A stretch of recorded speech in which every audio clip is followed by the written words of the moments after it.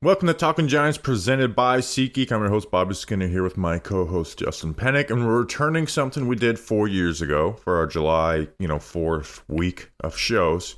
I don't know exactly how much time this ended up being, but you can see it clearly in front of your face. We're doing a content creator pod, 15 minutes with a bunch of different content creators. First, I want to apologize. The Giants Take podcast, who are like good friends of ours, Justin, somehow we effed up and forgot to put them on, so we got to make it up to them. The Big Blue UK guys, we had conflict scheduling, so I want to make it up to them. But Justin, how are you? And then even Marshall Green, who was like taking over the Giants YouTube space over the last year or so. Yeah, that's the bad thing about doing this is like you forget forget or things go mess up, but we got a lot of people on. Yeah, no, it's cool. July 6th, 2020. It was a 2.5-hour show. I thought that maybe we did it in 2021. No, this episode that we did it the last time wasn't even on YouTube. We weren't even fully on YouTube yet. It was just an audio vehicle. So, this is exciting. You get a chance to hear some people that maybe you've heard of, maybe you love, maybe you like, and maybe if you haven't heard of some people, it's really cool. And then obviously, like we said, we effed up, and there's plenty of other people that we forgot. So sorry about that. But this was a lot of fun. It's always a lot of fun. We effed up. Okay, so we'll make it up to you. Justin, who is this giant episode brought to us by? This giant episode is brought to you by the DraftKings Sportsbook. And Bobby, I don't know about you, I've spent a lot of time this 4th of July weekend. For some reason, I'm on DraftKings. Actually, for a reason that's very clear and understandable, and we'll announce it soon for JM Football stuff. But I spent a lot of time on JM Football just looking at stuff. There's some nice specials going on. Hey, if you want to choose Pat Mahomes anytime touchdown score, there's like a special going on that. Lamar Jackson, they're doing some fun stuff for the first game, and they haven't even announced it yet, and it's up there, and there's some funny odds, and I'm like, oh, let me throw $5 on Travis Kelce scoring the first touchdown. Why not? I think it's to win 42 right now. That's pretty damn good. Bottom of the ninth, 2 outs, bases full, down 3. The crowd is on their feet, but now DraftKings is on to baseball. The drama of baseball is real, and so is all the action at the DraftKings Sportsbook. From the first pitch to the final out, DraftKings, they got you covered with those same-game parlays, live betting odds, boosts, and so much more. You know the drill, but if you're new to DraftKings, you got to check this out. New customers, you can bet $5 to get $150 in bonus bets instantly. So if you're a new customer, go and bet on the Chiefs-Ravens game. That's going to be week 1 since they have some specials on it, and it's basically full free. Download the DraftKings Sportsbook app and use code WORLD. New customers bet $5, get $150 in bonus bets instantly. That's code WORLD only on DraftKings. The crown is yours. Gambling problem? Call 1-800-GAMBLER. In West Virginia, visit www.1800gambler.net. In New York, call 877-8-HOPE-NY or text HOPE-NY 467-369. In Connecticut, help is available for problem gambling. Call 888-789-7777 or visit ccpg.org. Please play responsibly. On behalf of Boot Hill Casino Resort in Kansas, 21 plus age, varies by jurisdiction, void in Ontario. Bonus bets expire 168 hours after issuance. See dkng.co/baseball for eligibility, deposit restrictions, terms, and responsible gambling resources. Bobby Skinner and all the creators that we're going to be talking to, you'll be glad you did. You'll be glad you did. So we sent this to our editor, and I told him use random number generator to put the order of this. So I have no idea the order of this. So here is. All right, we now welcome on our good friends. Not our friends of the Just Giants podcast. My tagline for them is your favorite Giants podcast. His favorite Giants podcast. The football grump and the cranky Fran. I keep on saying Fran. What the frick is going on? Well, it's nice to see you. Yeah, it's good to see. It's good to see you guys too. Grump replaced me. Grump is known. Who was the shortstop who replaced Cal Ripken when he missed his first game? Football Grump. Yeah, I guess so. Because I ended my streak of not missing an episode on Talking Giants. So enjoy having you guys on as always. And we said before, this is how I met you guys, is when we did this episode 4 years ago. Yeah, wow. I remember that very well because that was the height of the pandemic, right? Yes. Yeah, it was. So I'm excited to see who what new friends I get off of this podcast to replace you guys. No. That shouldn't be that difficult to find. So unfortunately, we can only go for 15 minutes because of the nature of this show, and I know us four can talk about nothing for 15 minutes. So we're letting you guys lead the way. What's on your mind to talk about Giants football? So I mean, I guess I'll start. I'm for the first time a little bit excited about the offense. I think Malik Neighbors is an addition to this team that has the clearest pathway to offensive explosiveness. And I know I talked pretty extensively with Justin about this, but to me, within the successes and failures of each year since 2011 has been the most consistent thing has been a lack of explosiveness on offense, a lack of scoring points. And I'm not expecting somebody like Malik Neighbors to 180-degree turn this operation around on his own, but it's the first clear-cut sign, more so than a Saquon Barkley draft pick, more so than a Daniel Jones draft pick, that it's like the first edition where I really feel like, wow, build around this. Like this is, I want to see what you can do and how much we need to build around you. And I would say more so than Darren Waller, even though I was excited about the Darren Waller acquisition last year. So I am probably, despite my name, one of the more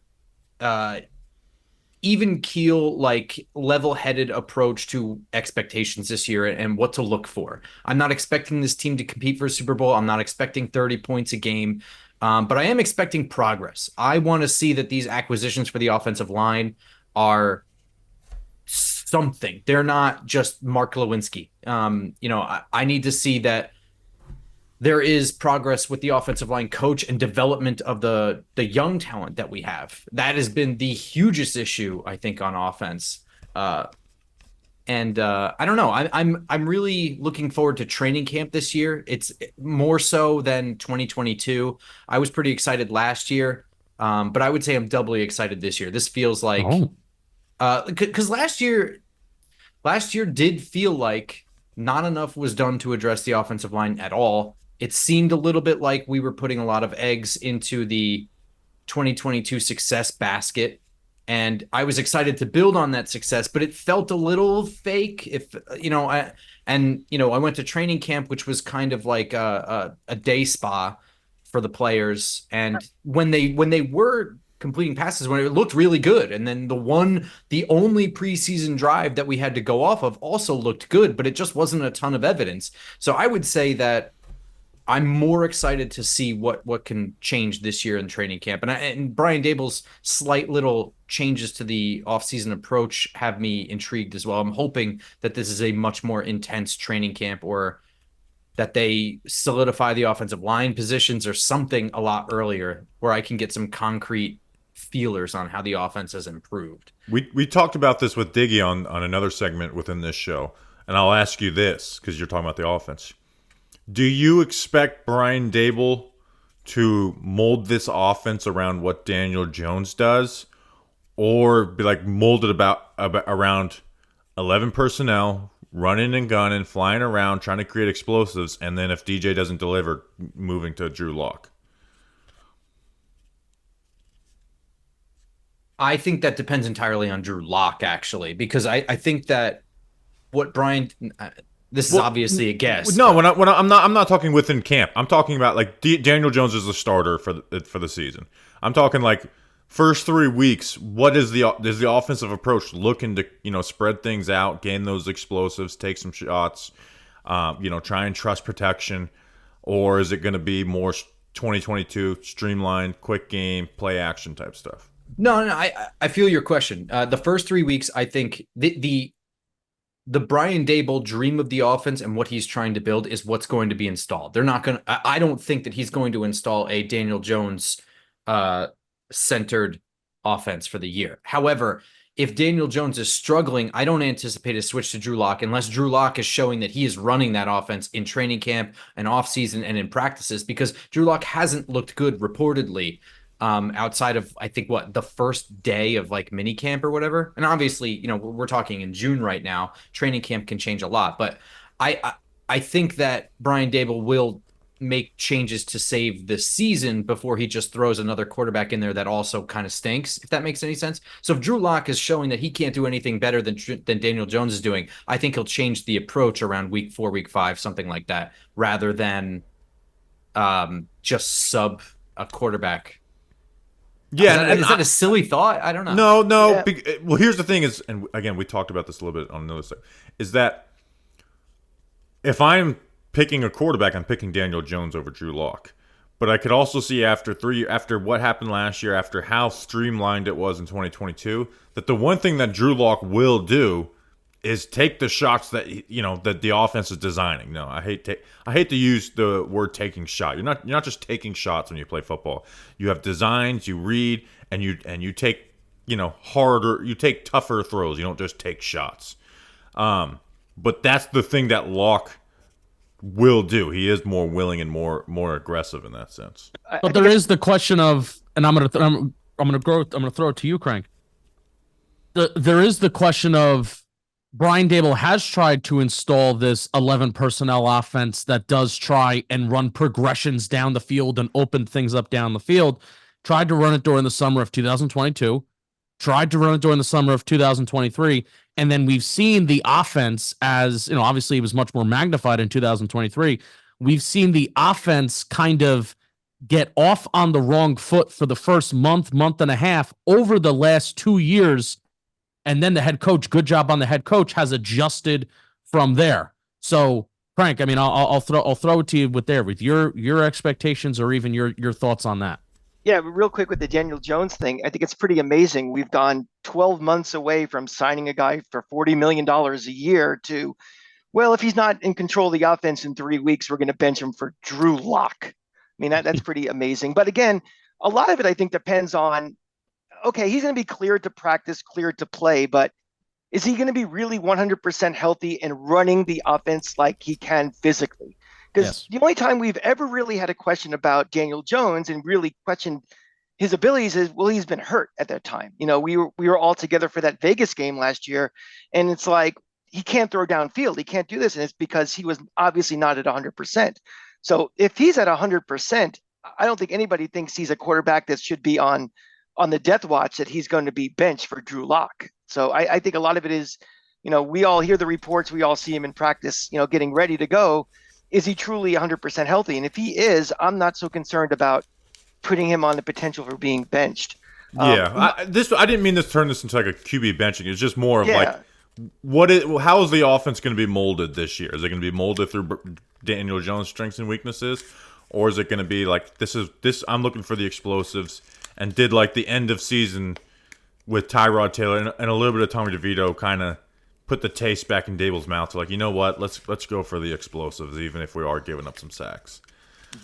My expectations for this year are very tempered, and I'm feeling very malaise right now. Once I got past basketball and hockey season, and now it's okay. Let me really start thinking about what's happening this year, and knowing that by this time next year, we may have any combination of a new quarterback, or potentially, if things go really sour this year, a new head coach, or maybe even a new GM. I don't think those are very likely, but there's a really potential that we're starting over again next year. So if that's the potential that one of those three in the triangle are replaced, I don't want this year to be just circling the airport waiting to land. I want this to be still a building year towards something else. I know on your show you said earlier this week that the best starting five on this offensive line doesn't include Evan Neal, and I agree with that. But I want to make sure that Evan Neal is not the answer going forward before we move on with him. So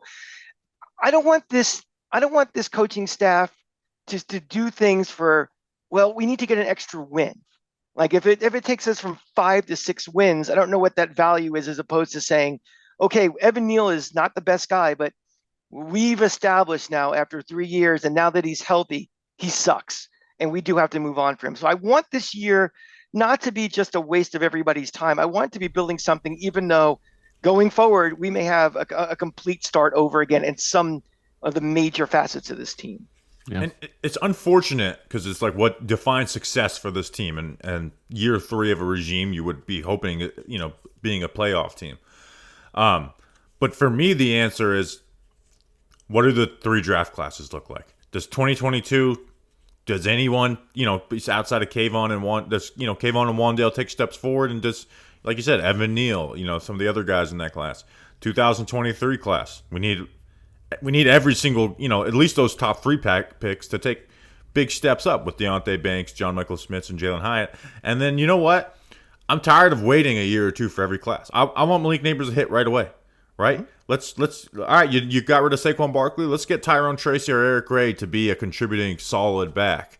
Tyler Newman, be a good safety from day one. So it's going to be defined by those draft classes, and if I feel good about those three classes, at the end of the season and they have 6 wins, I'm saying, hey, it's not a great situation, but I'm on for Shane. If I don't feel good about those draft classes, I will be jumping ship on this regime, which I hate to say. I'll take it a step further. Success in 2024 may not be defined in 2024.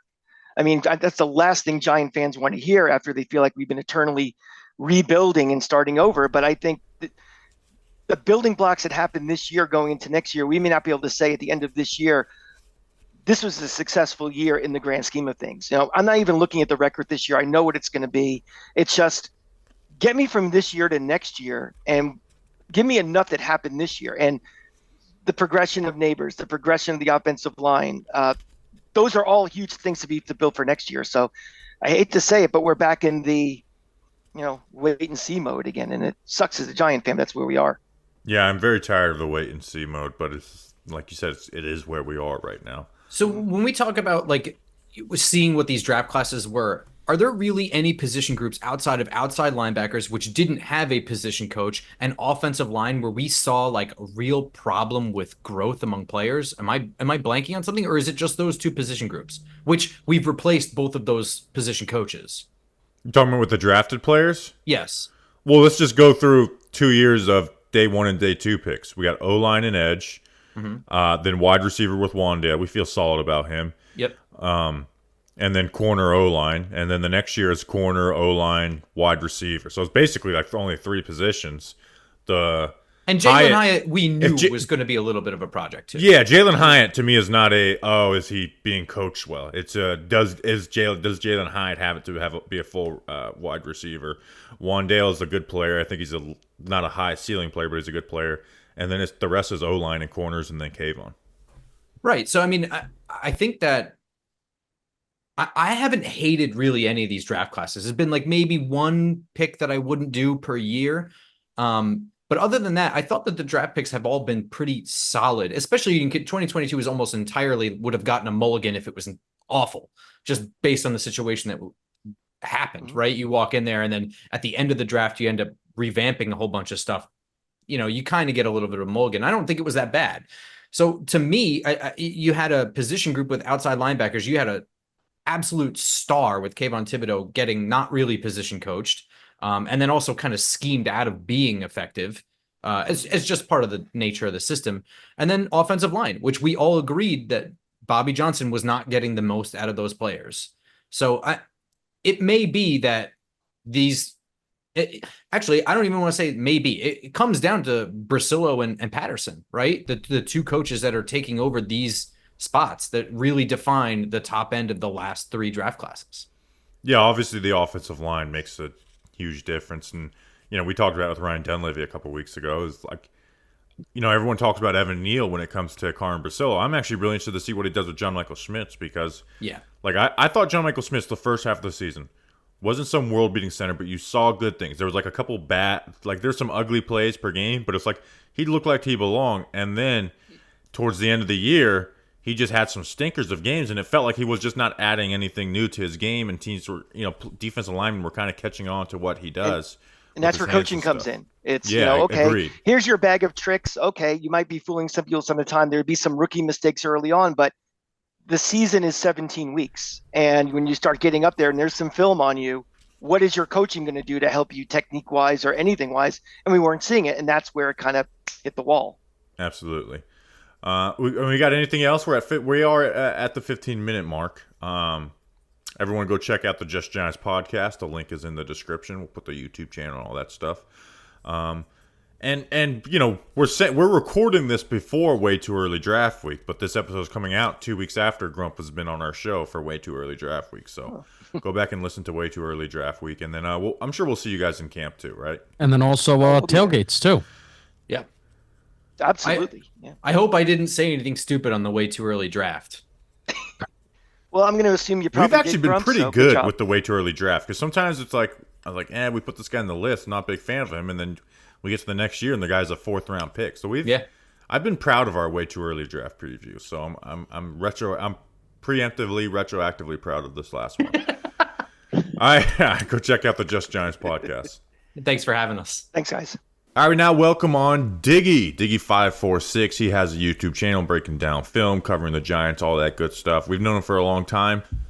So having him on. This is actually the first one we are recording. I don't know the order of we're putting him on. So welcome on. Glad you could be on the the every 4-year Giant content creator, marathon. What are we calling this, Justin? I think we should call it a marathon.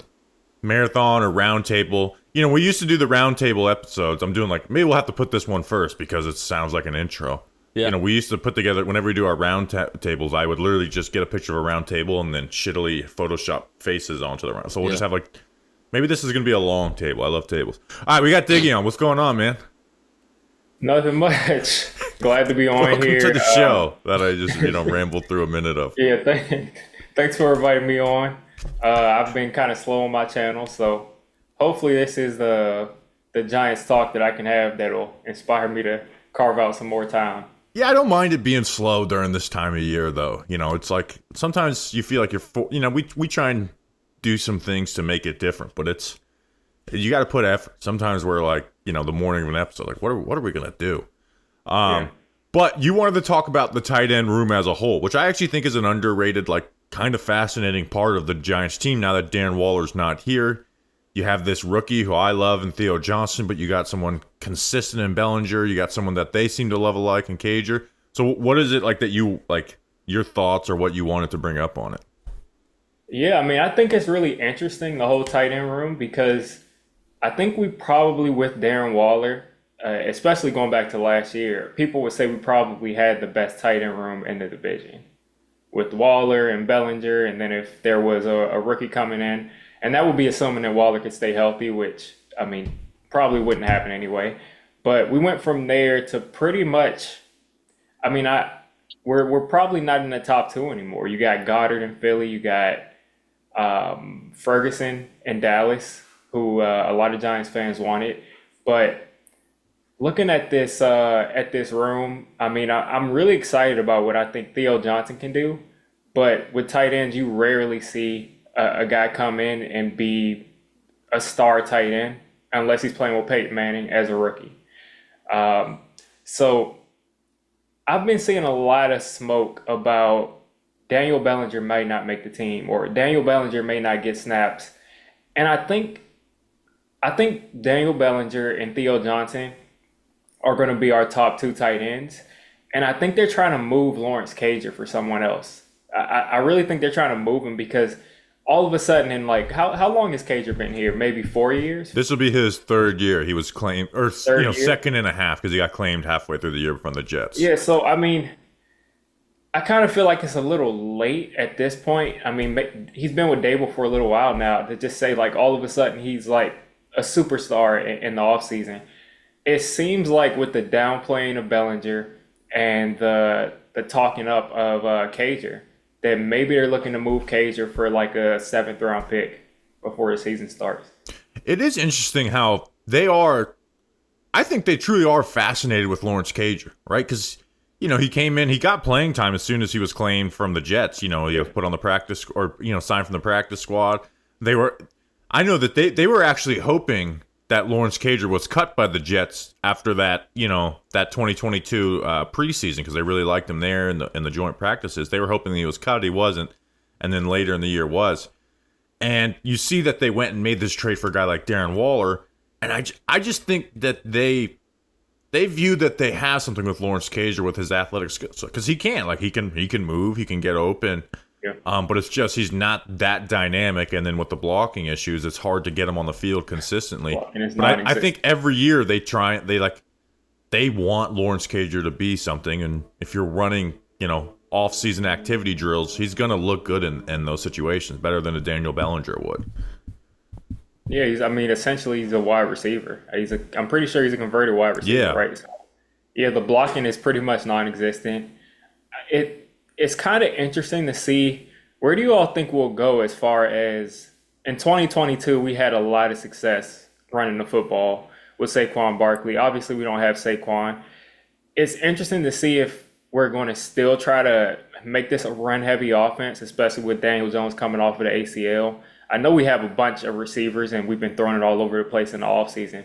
But if we want to run the ball, I think it would be probably our best option if we want to run play action off of that, to have Daniel Bellinger and to have Theo Johnson in, of two tight ends that can, they can make some noise receiving, but they're obviously not as agile as a receiver or a route runner that Lawrence Cager might be right now. My brain even goes to tight end 3, where you're talking about Lawrence Cager, where I think, and I certainly hope that the first 2 tight ends are pretty much solidified. There's a little smoke at the time that we're recording. There's the smoke of Daniel Bellinger. Oh, could he make it? Could he not make it? I think he's making it. I think he's too integral to the offense's stability. And I think you've seen some instability with Daniel Bellinger not in there because he's been such a good blocker and the offensive line has been so bad.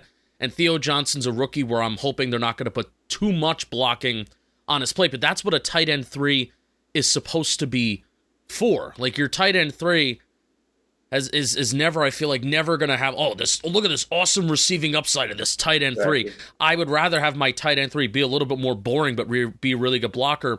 And I think they have 2 guys in Chris Manhertz and Jack Stoll. I think Manhertz is a little bit better.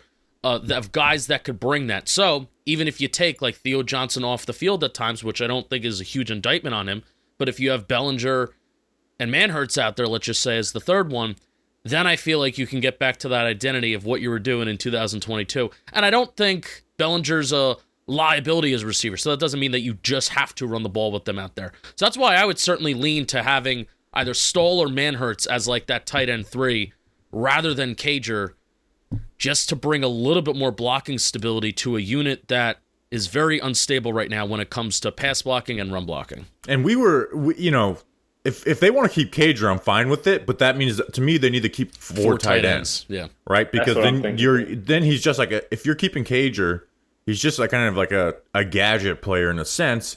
And like we said, like if 2 tight end running formations are huge, right? Like you mentioned 2022, that was a big part of their success was, throwing the ball out of 2 tight end formations, and they didn't have the same speed. Now I think they're going to want to run more 3 wide receiver sets. That's Brian Daboll's bread and butter, and they have the personnel to really do it where they didn't have that in 2022. And you also don't have a Saquon Barkley. But, this was a gripe that we had in training camp last year. And when, the vibes were good around the offense in training camp last year, the one thing that we kept on bringing up is like, stop trying to make Lawrence Cager, your Darren Waller replacement, right? Because in a sense, they're similar, but they're really not. He's not the advantage, and then he's the disadvantage. The same disadvantage as a blocker that Darren Waller is. If, like we said, if Darren Waller gets injured, and when he does get injured, lean into run blocking 2 tight end sets when you do that. And they want Lawrence Cager to be something that he's not, because you do see flashes of like, man, former wide receiver convert, athletic. I was actually watching like a video on like wide receiver releases, and Lawrence Cager, like a practice rep of the Jets, was like used in that, like, so you see like those flashes of like the receiving ability, but it's just not consistent enough to put him on the field consistently. Yeah, I mean, and that's what leads me to think that he may be moved or at least shopped, because I don't think he'd make it to the practice squad. I don't think he would. And no, but I don't think anyone's going to bite on giving up anything for Lawrence Cager either. Because he doesn't have like that high draft pedigree. He doesn't really have any production. Yeah, like he's got 1 touch, 2 touchdowns the last 2. I don't think there's a trade market out there, but I do think he's someone that the Giants want to keep on the roster. But my issue, which I'm fine with, but then you need to keep 4 tight ends on the roster, because Chris Manhertz can fucking block. Stall's all right. Like Manhertz there's a reason why the guy's 30 plus years old in the league and has like, 150 yards, because the dude can block with the best of them. Yeah, I think you absolutely have to have. There's no way you can go into the season with Cager, Johnson, and Bellinger, because if Bellinger gets hurt, I mean, then you got a rookie tight end asking him to be a blocker, and then Cager, who's a disadvantage. I agree. Like you've got to have a third guy who can prove that he can block in the NFL. Yeah, as Giants fans, I mean, we've dealt with a horrible offensive line forever, but even, I mean, we've seen, even when the offensive line blocks it up right, if you have like horrible tight end blocking, it just doesn't matter. You can't run the ball. You can't, so I'm thinking that if we're keeping Cager, yeah, we definitely have to go 4 tight ends. And it ruins it ruins run plays, and it ruins like run install because you're kind of scheming around a guy. And it's funny, we talked about this on like a mock draft episode before the Giants traded for Waller last year, where I'm like, I don't need my tight end to be the fast. Like, I'm kind of done with like the fast tight end guy. Like, I think we were talking about Greg Dulcich, and I was like, I'm kind of just done with this prototype of player because unless they become a top 5 receiving threat, the negative that they are as a blocker to me is not worth it. And then the Giants went and got one of those top 5 receiving threats in Darren Waller, but it does come with that negative part of it. So, yeah, I'm really interested to see how this tight end room plays out. And we do our Camp Battle polls every year in our Camp Battles episode. I don't know which way Giants fans are going to go on the who should start at tight end. Like, I'd probably lean they'll go Bellinger, but I really like Theo Johnson. Like, he was my tight end too in this draft. Now, it was a weak draft class, but I viewed him as a second-round player. And he's the guy I identified as like, hey, we see tight ends come out of nowhere. If there's one this year, it would be this guy. So I'm really excited for Theo Johnson, but I'm also, I don't want to force a rookie over a guy who's started games, but also Bellinger just doesn't give you the receiving. Like, I think he was like 40th out of 42 tight ends his rookie year in yards per route run, so he just doesn't. He's not going to give you the receiving value that Cager, Theo Johnson, and obviously Darren Waller would have.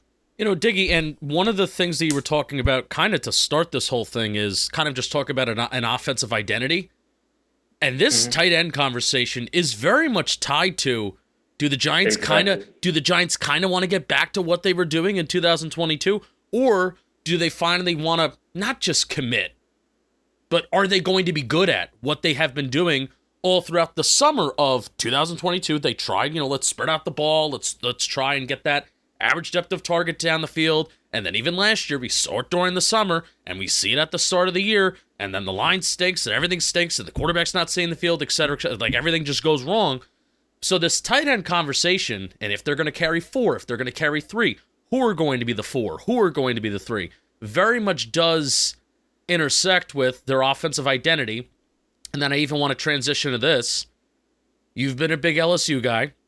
Giants drafted Malik Neighbors. I think you've been talking about Neighbors for a couple years now, saying that dude's going to be a stud, he's going to be a high draft pick. Lo and behold, he's a Giant. So the Giants even have like a strength in the wide receiver room. If there's one position group that is kind of like a strength on the team right now, it is the wide receiver room.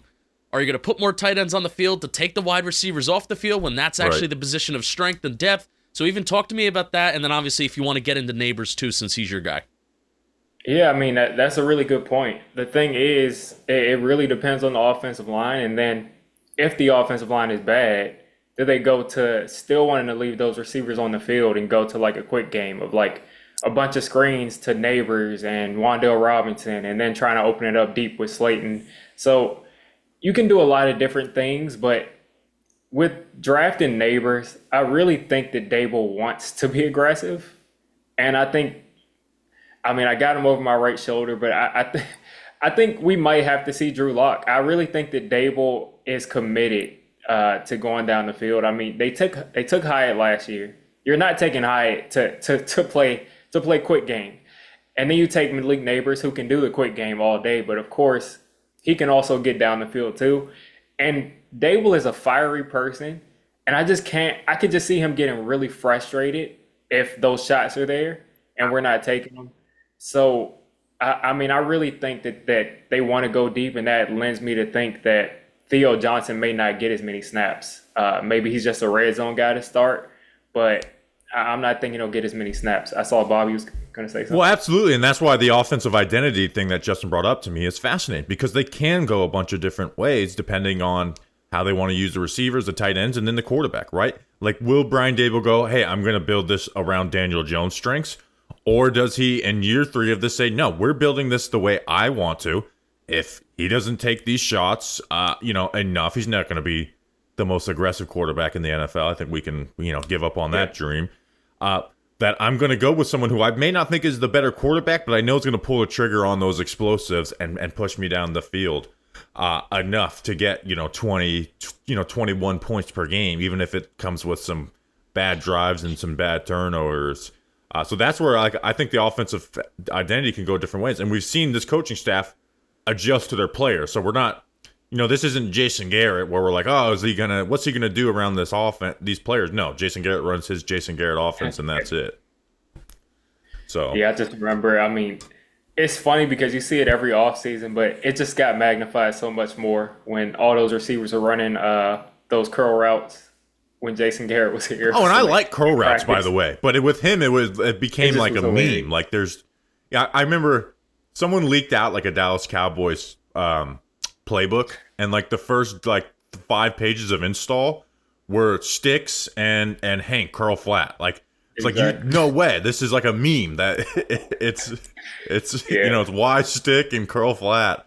For the first 5 pages of install. Which Jason Witten destroyed us. I mean, he destroyed us. Yeah, we had Witten. I love it. But we didn't have Jason Witten or Des Bryant or Evan Ingram. I mean, Evan Ingram was just not built for that. But as far as Malik Neighbors, I think he's the perfect wide receiver to get to come to New York, because he does have that. He's going to be a guy that can be a star. Like, he can be on the commercials and everything like that. But I think he's really humble, because you all have to remember, and you may have seen me on Twitter talking about it, but Kayshon Boutte coming out was he was the alpha. He had 7. At LSU, if you're wearing 7, I'm sure you all know, but if you're wearing 7, it's like a tradition. You pass it down. So Kayshon was completely the bona fide number 1 wide receiver. Malik Neighbors was a 2. And, I mean, the offense was pretty much get Kayshon the ball, and Malik Neighbors will get everything that comes off of that. And he's gone from – I got someone knocking on my door. You're good. Yeah, so anyway, Malik Neighbors is the perfect receiver to come here, because he's going to be a guy that can step up into that alpha position. And he's also going to be able to be someone who's not going to let it go to his head. I think he's really humble. So versatile receiver, can do pretty much everything. And I just don't think there's anything wrong with that pick if we weren't going to go quarterback. Yep. All right, Diggy, appreciate you jumping on. We'll put your links to your YouTube and everything in the description of the episode, so go subscribe, check it out. Appreciate you as always, man, and we'll talk soon. All right, you all have a good one. Thanks, man. See ya. Thanks for bringing me on. Justin, why don't you welcome them on? I take too long to do intros. Oh boy. Oh boy. Right, we're keeping all this in, Jeff. Keep all this in. Oh, all right. Welcome back to New York Revival. We have Eli, we have Spiro, we have El Jefe. Probably, I think vibes-wise, I think some of the best New York content and New York Giants content, New York sports content that's going on. What's going on, fellas? Thank you for joining Talking Giants. What an honor. What an honor. And Justin has a beard. I didn't know you could grow a beard. So, number one, I'm very, very proud of you. I don't know either. Real badass. It's really funny because this episode is coming out on July 8th that Justin will be clean shaved for 2.5 years. Comes out. But you'll always have this episode to go back on. Always. That's true. So wait, is he like the Dan Jones right now? It's like Justin Jones or Just Jones? It's so funny that we were both, I think we both started growing it out directly at the same time, and then it was his picture day and he shaved it off. So I stuck with it longer than he did. Why does he keep shaving? Why does he keep shaving? We wanted Dan Jones. Dan Jones. He needed a change in vibes. But yeah, you guys have been doing it for a while. Jefe and Spiro have been on with us when you guys were doing stuff with NY Giants Rush. Eli, we've been on your show. Haven't had you on Talking Giants. So glad to have you guys on. So Eli, I was gonna kick it to you guys to talk about wide receivers because that was your guys' topic. There's a segment you guys do on your show that you wanted to throw at us. Listen, man, let me say this, man, because on every show we had Art Stapleton, we had Justin Pugh, we asked even Jerry Ferrara, I believe at the time. Correct me if I'm wrong, gentlemen. We asked every guest, and we kind of get this icebreaker going. So we're gonna ask you guys, why not Talking Giants? Here we go. If OnlyFans came up to you, oh my God, offered you $100 million, you have to sign the contract before you know what you have to do. Are you signing that contract? $100 million, tax free. You sign a contract, and then they go, bam, You have to do this for the $100 million. Let me help you with any questions you might ask, because we've done this enough times. We know what questions you might ask. It's true. five minutes maximum. You're not hurting anybody. Nothing you could go to jail for. Only hurting myself. Yes. Your reputation for sure. Yeah. For sure. Well, you know, how much they say every man has a price, and Yeah. a hypothetical $100 million is just not my price. Maybe if I had the real $100 million, but a hypothetical $100 million, I'm going to say no.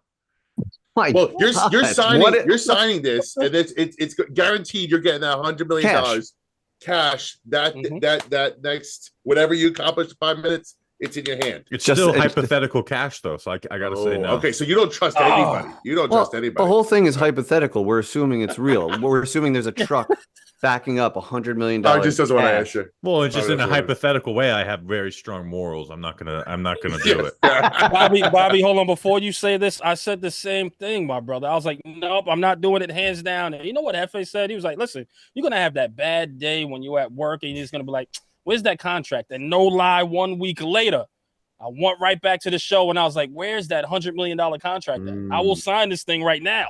I will sign this thing right now if it exists. I'm telling you, man. You say it now. Well, I never have a bad day at work. You hear that, John Boy and Jake? Oh, look at that. I gotta get a round of applause on that. Well played. Justin, what about JP, you? what do you got, man? Yeah, well, I don't have strong morals. Good. That's my guy. That's my guy. And also, I mean, how much different is the stuff that I'm gonna have to do than stuff that I've done anyway? I've already stuck hot dogs down my mouth. Hopefully a lot different. You could stay in that. You could stay in that lane if you want. You know, I've posed shirtless numerous times for content before, and people love it. Well, imagine the worst thing you could do with a hot dog. Yeah. All right, the wide receivers. Justin's a yes. Okay, let's get to it. Okay, Justin's a yes, definitely. How do you guys feel about this wide receiver room now that Malik Neighbors has been added to it, or is there a dynamic of it that you guys wanted to talk on? Like, I'll send it to you first, Hefe. I love this group. I think this is the first time in a long time you could say this is plenty talent. Like, we're no longer relying on Darius Slayton to be a one, and he never should have been. But now you have Malik Neighbors, he's got that top tier potential for sure. Jalen Hyatt, super speed on the outside, and Wan'Dale Robinson. And I like Slayton being a fourth. He's obviously going to be on the field in some 3 wide receiver sets, but this is plenty of talent. Like, Damn if the Giants, I'm taking your tagline. You're doing it again. Every year we just knock Slayton down. Slayton's still wide receiver 2 with me. Okay, that's what we want to get into that. We want to get into that. We're gonna break that down. He's kind of like all reliable. Like, he's just I don't want to knock him down because he's good. He's a fine receiver. But I think the other guys have more excitement and more. We've seen Darius Slayton year in and year out. Yards. I mean, Slayton gets yards. You've hit a chord with me that I'm passionate about. Clearly, like every year we try and get rid of Slayton, and Slayton reduces role, and then who ends up showing up? Darius freaking Slayton. Even when they wanted to cut his ass, he led the team in receiving. Was a healthy scratch. So I'm with you. I agree. I want Jalen Hyatt to be the wide receiver number 2 because, like you said, and Darius Slayton's really fast. He's been he was the only deep threat on the team for 4 years basically. He was the speed guy. But if Hyatt can develop his game, it's just a different level, right? And you guys were at some practices last year, and it's like when you see that shit in person, you're like, oh shit, like my bullet point on a scouting report of how fast he is feels underrated when you just see him run in person. Yeah. That's what I kind of want to get into. If you're rounding it out, what we're talking about here, who is the wide receiver 2? Like, who ends up being the most productive second wide receiver on this team at season's end? Do you think it's going to be Slayton, or I want it to be a Wan'Dale or Hyatt? Like, who do you think it's going to be though?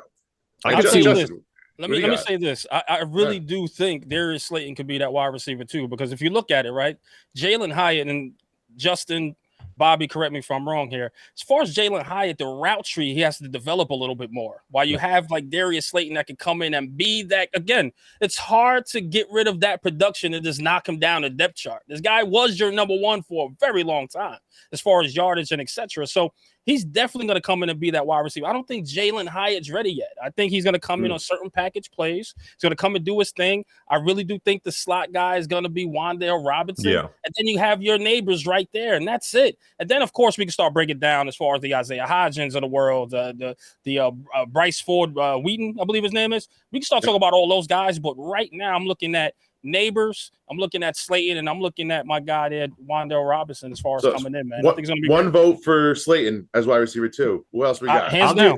I'll do a vote for Wan'Dale because I could see him getting a ton of opportunity. Well, let's eliminate him because he's like the slot. Like who's all right? The starter I'll see myself. I'll see myself out. So you guys yeah, but do you think there's a slot guy could post 750, 800 yards? Yeah, but I'm just talking about as like that second outside. Well, okay. I guess where it's we talked about this when Darius Slayton didn't show up to the those original OTAs and stuff. Is that if the Giants drafted Malik Neighbors, which they did, Darius Slayton or Jalen Hyatt's going to be mad. One of those two players is not going to be happy with their role. So, like in an ideal world, I would like to move off Slayton if Hyatt does it, but I just, Hyatt's got to prove that, like, hey, he's not just a skinny deep threat, right? Like, get off the line of scrimmage, right? You beat press, which is something that Slayton's good at.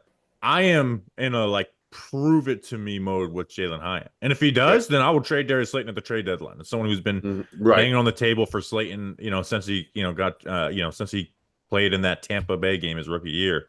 I just got to see it first. That's fair. And not only that too. When you look at Jalen Hyatt, what is this, his second year or something like that? Is the second year? So I think we're putting a lot of expectations on a guy that's coming in the second year. He's still got a lot of learning to do. I think he's a third round pick, right? It's 23 catches. 23 catches. Like he still has so much to prove. Like Bobby said, you got to show me you're that guy to be a wide receiver too. Yes, he's electric.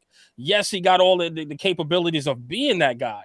But you just haven't seen enough. They haven't put him in any package deals. And we got to trust the coaching staff, right? Because we're like, why they not putting him in? Why they not putting him in? Why? Because he has a lot more developing to do as far as getting off the line of scrimmage, as far as the route tree. He got to start learning that stuff. And while you have Slayton there already that's been doing it, it's just hard for me to say that Jalen Hyatt's a wide receiver too at this point. And Hyatt's going to have value. No matter, like he's proven to be a valuable piece on a team. It's just how that, like you said, like even gotta take it. Even as bad as last year's offense was and stuff, you're like, oh my God. Like he was able to create explosive plays. I think he had the highest yards per catch in the NFL for guys with like 20 catches or something.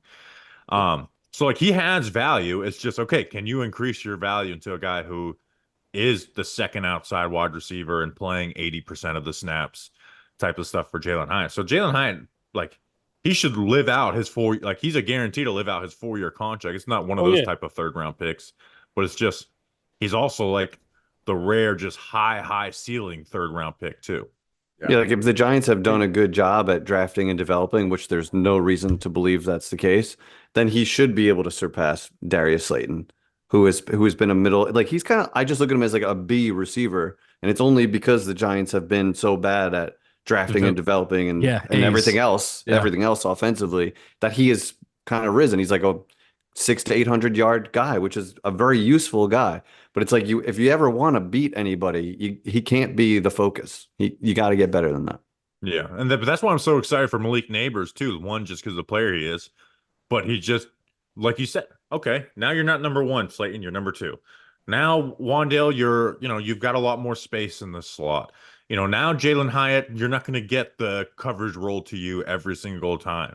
You can be more than just an alert route, on the field where teams are going to have to, cover the deep part of the field, no matter who's lining up at quarterback for you. Justin, what's your vote? I want to hear what Justin's got to say. Well, who's your wide receiver to production wise? You can say catches, yards, touchdowns at the end of the season. Who do you think is going to end up that number 2 solid guy? No, I think it's definitely going to be Darius Slayton. And the thing that I like about this Giants wide receiver room right now is the fact that there's just options and there's depth, right? Where I think last year you saw Darius Slayton's slot rate in his slot, the time that he spent in the slot, I think it went up to almost 25% last year, where in previous years it was in the teens. So, I mean, you can have personnel packages of Wan'Dale Robinson isn't going to be on the field for 100% of the snaps. So you can have kind of like a bigger package of Slayton in the slot, Neighbors on the outside, Hyatt on the outside. You could put Neighbors in the slot. he could be effective. And I'm pretty sure, like, I even think that there's a world where, I don't know if this is such a smart thing, but I could easily see this coaching staff putting Wan'Dale Robinson on the outside for some plays, just to put somebody else in the slot, and then also to get different personnel packages out there. So really, this is number one. Like, number one, this is the best group of wide receivers and best group of weapons, passing, receiving weapons that Daniel Jones has ever had in his entire career. Like, the most depth and the most well-rounded. And the fact that this is a position that does have a lot of depth, I don't think we should so easily look to move on from any particular player when, for once, this New York Football Giants team has a position that has some depth on it, which is such a good thing. It's like we don't even know what to do. We don't even know how to. We don't even know how to talk. We don't even know how to talk and react about a position that has a lot of depth. Oh my God, somebody's gonna be on the bench that really shouldn't be. Blah blah blah. Well, that's how good teams have these good problems. And Justin, you just reminded me of something. I've had this scenario in my head that's stupid. Like I said before, where it's like, hey, if Jalen Hyatt proves he can be that wide receiver number 2, then you could look to trade Darius Slayton at the trade deadline. But if Jalen Hyatt proves that he could be that wide receiver 2, that means Darius Slayton's not getting as many yards, which means he's not going to get this big, Gabe Davis type contract, and you might be able to keep him for a reasonable depth, a reasonable contract as a depth piece, which I'm sure he wouldn't be thrilled about. But like, maybe you can, entertain that before moving off of him, right? And like Justin said, because we've been so bad, anytime we have any type of depth or potential depth, it's like, all right, well, number 3 edge rusher, fuck off. We don't want you anymore. You're not the starter. And it's like, no, we need depth. We've seen that year after year how important it is. I'm going to throw my hat in here, and I'm going to just go. The easy answer is Darius Slayton. So much production, 700 yards, hard to go over. He's got connection with Jones. But I'm going to say Hyatt, man. I know he's 3rd-round rookie. I get it. But, man, there are at least 10 times I can count on my hands that he was open downfield. There's like 300 yards of extra yardage that was just missed in a bad offensive year last year. And he was hardly on the he wasn't on the field nearly as much. And then I see flashes of these, like the New England game where he put up 6 catches for 109 yards. He was electric. He was borderline, like this guy could be a wide receiver too. You could see his upside there. And it kind of tantalized me. So he had almost 400 yards in a bad offensive year where you missed about 200 plus yardage wise down the field. If the line could hold up, if the quarterback looked his way, I think more confidence. I see better route tree year 2. I see a line that will hold up for the deep shots to take place. And I'm hoping for, an 800 yard, 3 touchdown, 50 catch type season. I don't know if that's going on a limb, but that's what I'm hoping for, and that's what I'm shooting for.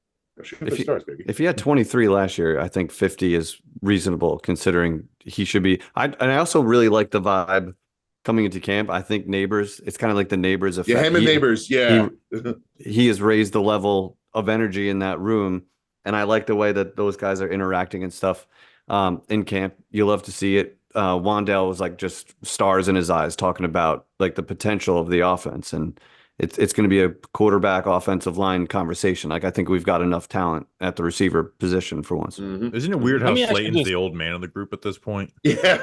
The vet, man. Savvy vet. Like, he should grow the beard. Let me ask you this. What does that mean for Isaiah Hodgins and company? When you start to look at the other receivers that are on the board and speed, you probably have the list. I don't have the list, but we got Hodgins, Bryce Wheaton, whatever the heck it is. Bryce Wheaton, McKenzie, right. Allen Robinson. Like, is anyone expecting him to even like make the team? No. Exactly. And where does that put Isaiah Hodgins, where a guy that can't play special teams, but we actually did need him? That's going to be your surprise cut at this point. Could be a fringe guy. I want us to have the best wide receiver 5 in the NFL. That's what I want with Isaiah Hodgins. Yeah. Isn't it crazy though? Like 100 plus yards in the Giants' lone playoff win since the Super Bowl. And now he's wide receiver 5 on a team that no one's picking to make the playoffs. Bobby, can you tell me what happened last year to Isaiah? Is it just part of a bad offense? His expectations were too high. The expectations were way too high for him coming off of that year because he was a godsend in that 2022 year. But we kept on, last offseason, he was getting wide receiver 1 talk, and I was like, oh, Bobby's a Hodgins hater. That was me. No, it's like, no, I'm just telling you, like, he doesn't challenge you 10 plus yards past the field. He's really good at all that quick game stuff, but he's just a limited, and he doesn't like that was our like challenge to Hodges. It's like become a contested catch guy. Yeah. And they threw him some in camp and stuff, and he just never came down with them. So Mm. it's just he's someone who's like he's a good red zone threat. Yeah. Go ahead. Well, I was gonna say you have to have a spot too for what's the department turner? Gunner? Or what's his name? Gunnar Olszewski. Yeah. Justin cut him in our Schletzky. 53-man episode. No. All these special No. teams issues, and Justin cuts the only good one we Yeah. have. No. It's him or McKenzie, right? Like Him or it's gotta be McKenzie. Yeah. Or St. Peter's Prep's Ayir Asante. Ooh, I saw that. Hear me I out. saw that name. Hear me out. The next Okay. Victor Cruz. What? What do we Okay. what do we have lined up, Hefe, or even all of you? Like, I want to get inside the brains of, because you guys do some fun stuff. You talk with some fun people, skit wise, like anything new this year, Hefe, guess wise, like what do we got going on? Tell him. I think in general, I think you could see a branching off from just the Giants, both skit wise and revival. I think, like for us, we always wanted to do more, but the Giants were our bread and butter. It's how we met. That's the majority of our following is Giants fans, but we clearly have an interest in getting into other sports, and it's entertainment. We've been saying that from the beginning. So we've been getting more into having musical guests on or people on TV. Doesn't have to be sports or sports media, just anybody that we think is of interest that we would like to talk to. So we're kind of riding that wave now, and it's going well. We have a few good things in the hopper, both Giants wise and non-Giants wise.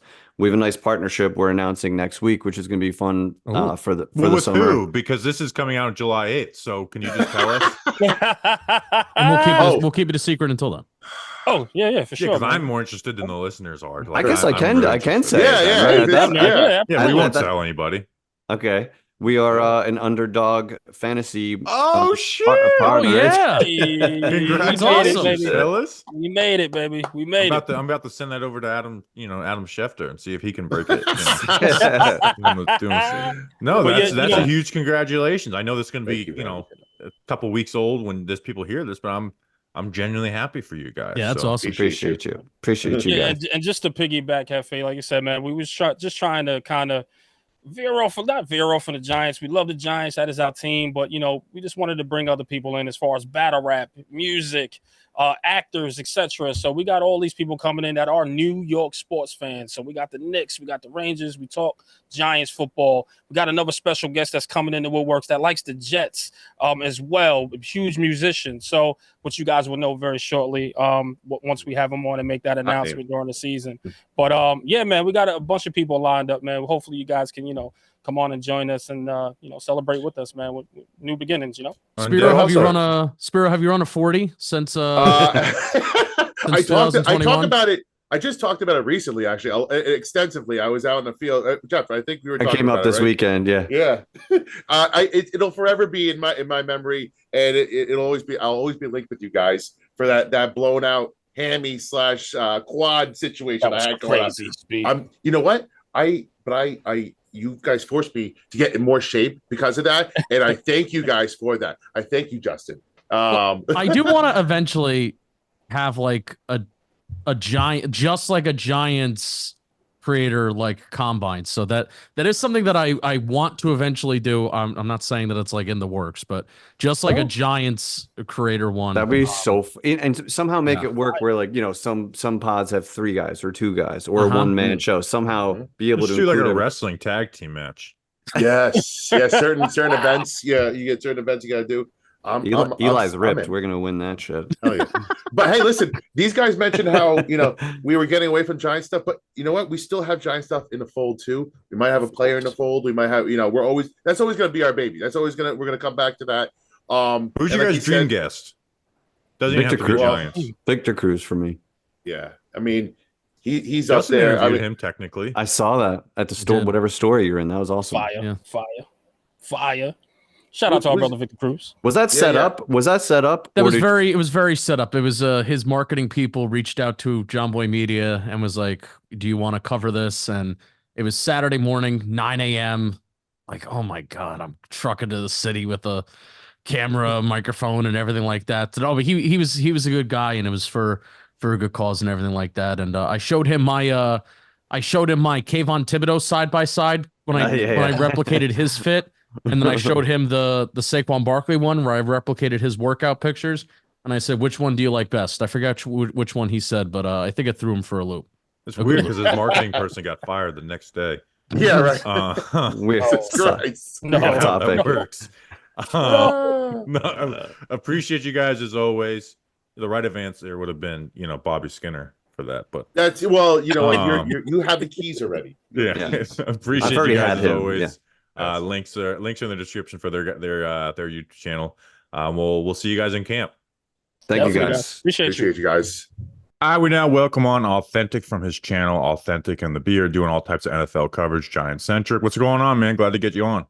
Hey, appreciate you having me, man. Everything is well. Just getting ready for training camp, man, and just watching the season, or the off season, just fly by, man. It seems like this has been the fastest off season for me in all my time of covering the Giants in the past 5-6 years.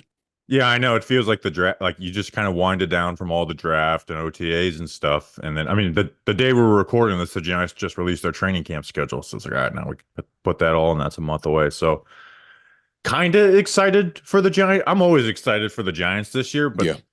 You want to touch on biggest worries going into the season. And this is probably the season where I had the most big picture worries in a while, because some of their worries, the answers aren't easy. Like we talked about quarterbacks with the he's a Giants guy, the offensive line, how's that going to, figure itself out? The defense still needs a lot of talent. So what did you want to lead off with? I want to start with the offensive line. I know you're a big offensive line guy, so I wanted to start there. When the offseason had begun and, we had our question marks, obviously, at offensive line coach with Bobby Johnson and whatnot, I thought everybody kind of figured he was going to get fired, and then they brought in Carmen Brasillo. Number one guy on my radar was Jermaine Illuminor at that time. His contract was expiring. I'd say all the way back as about January, I was looking at Jermaine Illuminor as a guy the Giants could bring in. And then finally, we end up signing him, and I'm extremely hype about that. And then we get to minicamp, and he's taking all his snaps at left guard. And I thought that was extremely puzzling because Jermaine Illuminor, he's a solid foundation as far as an average starter in the NFL when it comes to the right tackle position, and he has a lot of experience there. And when he did his first interview with the Giants, I believe that was with John Schmuck, he was talking about how his first couple of years in the league, he struggled. And moving him to guard, I think, could be one of the biggest mistakes, entering the 2024 season. I really do, because Jermaine Illuminor talked about his struggles at the guard position early on. And I know that he just wants to start. That's what he's been preaching and whatnot. So I know that he'll step up and try to fill a void in any way possible. But with the struggles with Evan Neal and what we've seen with him in the first couple of years of his career, to try to bank on that again and double down on that again. And we know Daniel Jones is the kind of quarterback that absolutely needs protection to, I won't say put the season's hands in that, but that is a big part of it, because you don't see a lot of teams that have a bookend left tackle like Andrew Thomas struggling like we struggle up front on the offensive line. So to me, the other most important position on that line is the right tackle position. And if we go into the season struggling again with Evan Neal there and the Giants don't pivot before it's too late, I think it could be one of their biggest mistakes entering the year. Yeah, so like you said, when we signed Illuminor, I was like, this is a great signing, contract wise, what you're needing. And I do believe in giving Evan Neal the first crack. What I don't believe in is planning the entire offensive line around hoping that he works out at this point, right? Because you put, John Runyon said he preferred to play left guard. He's been better at left guard in his career. Yeah. They're putting him at right because not only has Evan Neal, on the field not been good, but he's had a lot of mental mistakes too, right? And that's one reason they have Runyon next to him, is because they want to make sure he's in the right place. You think of the halftime play versus the Buffalo Bills, we all crap on them for audibling out of that, and rightfully so. I do too. But Evan Neal blocks the wrong guy, right? And then if he blocks the right guy, then we're talking about ballsy play to run the ball with the last play of the half. And then like you said, moving Illuminor to left guard specifically, where he's had I think 10 to 12 reps in his entire career at that position. Right. So I hope Evan Neal works out, and if it does, then it looks genius. But if he doesn't, then you've shuffled everyone around, and that's why I liked. We've gotten so far away from having good depth that it's okay, we got a guy who's making this amount of money. He has to be starting somewhere. Where when they signed El Menor, my hope was that they would address the other guard position somehow, right? Even if it was bringing back Ben Bredesen, right? Have him as hopefully your fifth best starter. I think that's a good spot to be in. And instead, and then and then if Neil doesn't work out, you just slide El Menor in. But instead, if Neil doesn't work out, now we're moving someone from left guard to right tackle. At what point is that going to be? Will that be in camp? Will that be in season? And it's just you're playing a game of musical chairs again, and that's where I get a little. Even if they just had Aaron Stinney at their starting left guard, right? Not a good player, but I would still be happier with that. And El Menor working on the bench and then starting if needed. Especially Thomas's injury history too, right? I mean, that's I've talked about how important he is for years now. You look at Daniel Jones splits with and without him, and it's like two different players. And we saw last year, like the season can be nuked without him, where they couldn't even run an offense. Yeah, you obviously cannot afford to have any injuries up front. I agree with what you're saying about Ben Bredesen too. It reminds me a lot of what happened to Nick Gates, and I think some of the fan base will say, "Oh, well, Nick Gates went to Washington and he struggled over there," and they kind of use that as maybe a crutch to kind of like block out that he was a really good player for us. Like Nick Gates, especially before the injury, I thought he was a solid player, not great, nothing like that. And Ben Bredesen is in that same kind of a lane. Like he wasn't like a complete liability up front on the offensive line. And I just feel like we're consistently doing those same things over and over again. Players that seem to be able to contribute, we're not finding ways to bring them back and put them on the roster. And with the Luminor, if you were going to start him off in camp at one of the guard positions, I would have preferred right guard because you'll have him right next to Evan Neal. And he's the veteran. He can give him that mentorship on that side of the ball. But it just seems, again, that the Giants might be banking on something here that could really cause a lot of trouble in the future. And we've seen this already with Joe Shane a bunch, where the first couple of years it was banking on the youth that they drafted on the offensive line to develop to be able to, protect Daniel Jones. And you paid the quarterback, and then you went with that same philosophy again. So for me, when they brought in, some veteran type players up front, I was looking at it like, okay, they learned from their mistakes, but it is early, so I kind of got to pump the brakes. We'll see what happens when we get to training camp and whatnot, if some things kind of move around. But like you talked about, Jermaine Illuminor, only 11 snaps at left guard. I think he's had just over 500 snaps at the guard position, period. It's like 30-plus starts. And it wasn't like good under either. 10. And it wasn't good. Yeah, the PFF grades when he played guard, they're all under 60. So, for me, it's clear that he's a better right tackle. In 2023, he showed that he was extremely serviceable. Had the one bad game against Khalil Mack the first time they matched up against them. They allowed 6 sacks to Khalil Mack. 3 of them was on Jermaine Illuminor. So, besides that, he's been a pretty solid right tackle in this league. And the Giants have been trying to shore up the offensive line for a decade now. So it just seems like if things go left, that's going to be the one thing that I'm going to point at is, we should have probably just went with Jermaine Illuminor right tackle to start the season. Yeah, and that was my goal of the offseason with the offensive line. It wasn't like, we got to totally revamp this thing in 1 year. But my hope was, hey, we have a swing tackle, we have a swing guard, and we have a backup center. And that's why, you bring up Nick Gates, and yeah, like you said, he didn't work out in Washington, but the Giants didn't offer him anything more than a minimum contract. They probably could have brought him back on a $2 million deal if they put emphasis on, or even John Feliciano, who signed for $2.5 million with the San Francisco 49ers as a backup. And then when JMS went down, now you're moving Bredesen in the center, you're moving this guy over here. And I thought Bredesen got like essentially punished for being the best guy on the interior, because then they made a mover, and we were calling this out in camp before injuries happened, and just moving everything around. And I'm not even gonna get started with the Azudu swing tackle stuff, because that drives me nuts too. Yeah, that's wild. What else is on your mind with it? The quarterback room is definitely one, but I think people have talked about that enough. For me, the other thing is, bringing in a new defensive coordinator, bringing in Shane Bowen. It's interesting. We got the Tennessee Titans' former defensive coordinator. I was extremely high on Denard Wilson. He's a local guy from around here. I'm in Washington, D.C. area. And we end up with Shane Bowen, who, I feel he has a much more reserved type of scheme. Me and you have talked about this a little bit on Twitter about some of the blitzing type of schemes that he does and whether they're registered as blitzes when he's doing some of those fire zones and some of those creeper blitzes and whatnot. But I think that, when it came to Daniel Jones, right, people understood that when you change the offensive scheme, the quarterback is going to have to take time to learn the verbiage and learn the system and all that stuff. And I think that this year with the defensive side of the ball, a lot of people aren't considering that. Like, okay, our defensive rankings last year were not all that great, but I did see an uptick with Wink Martindale. You saw Dexter Lawrence turn into the best player he's turned into in his career, and I'm sure a lot of that has to do with the other coaches on the staff and Dexter Lawrence himself. But just the nature of this defense, I enjoyed watching us be an aggressive defense outside of on third down, third and long especially, because there was a lot of times we got burnt on third and long with Wink. But I liked where that defense was going. It was one of the younger, I think it was the youngest unit in the league, average age like 25 or 26 years old on the defensive side of the ball.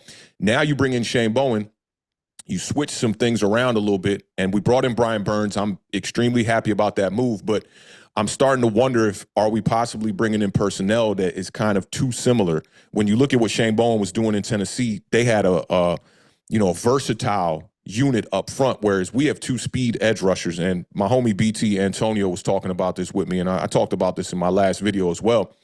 There really hasn't been great duos of two speed edge rushers, right? So I worry about that. We had trouble stopping the run last year. You bring in a guy like Brian Burns. I looked at every one of his 2023 snaps. He's not as much of a liability against the run as Kayvon Thibodeau is, but I do look at him as a similar player. He's not going to come in and completely change the dynamic of the way that the Giants stop, the run. And then in the interior of that defensive line, okay, we got Dexter Lawrence, best in the league. That's amazing.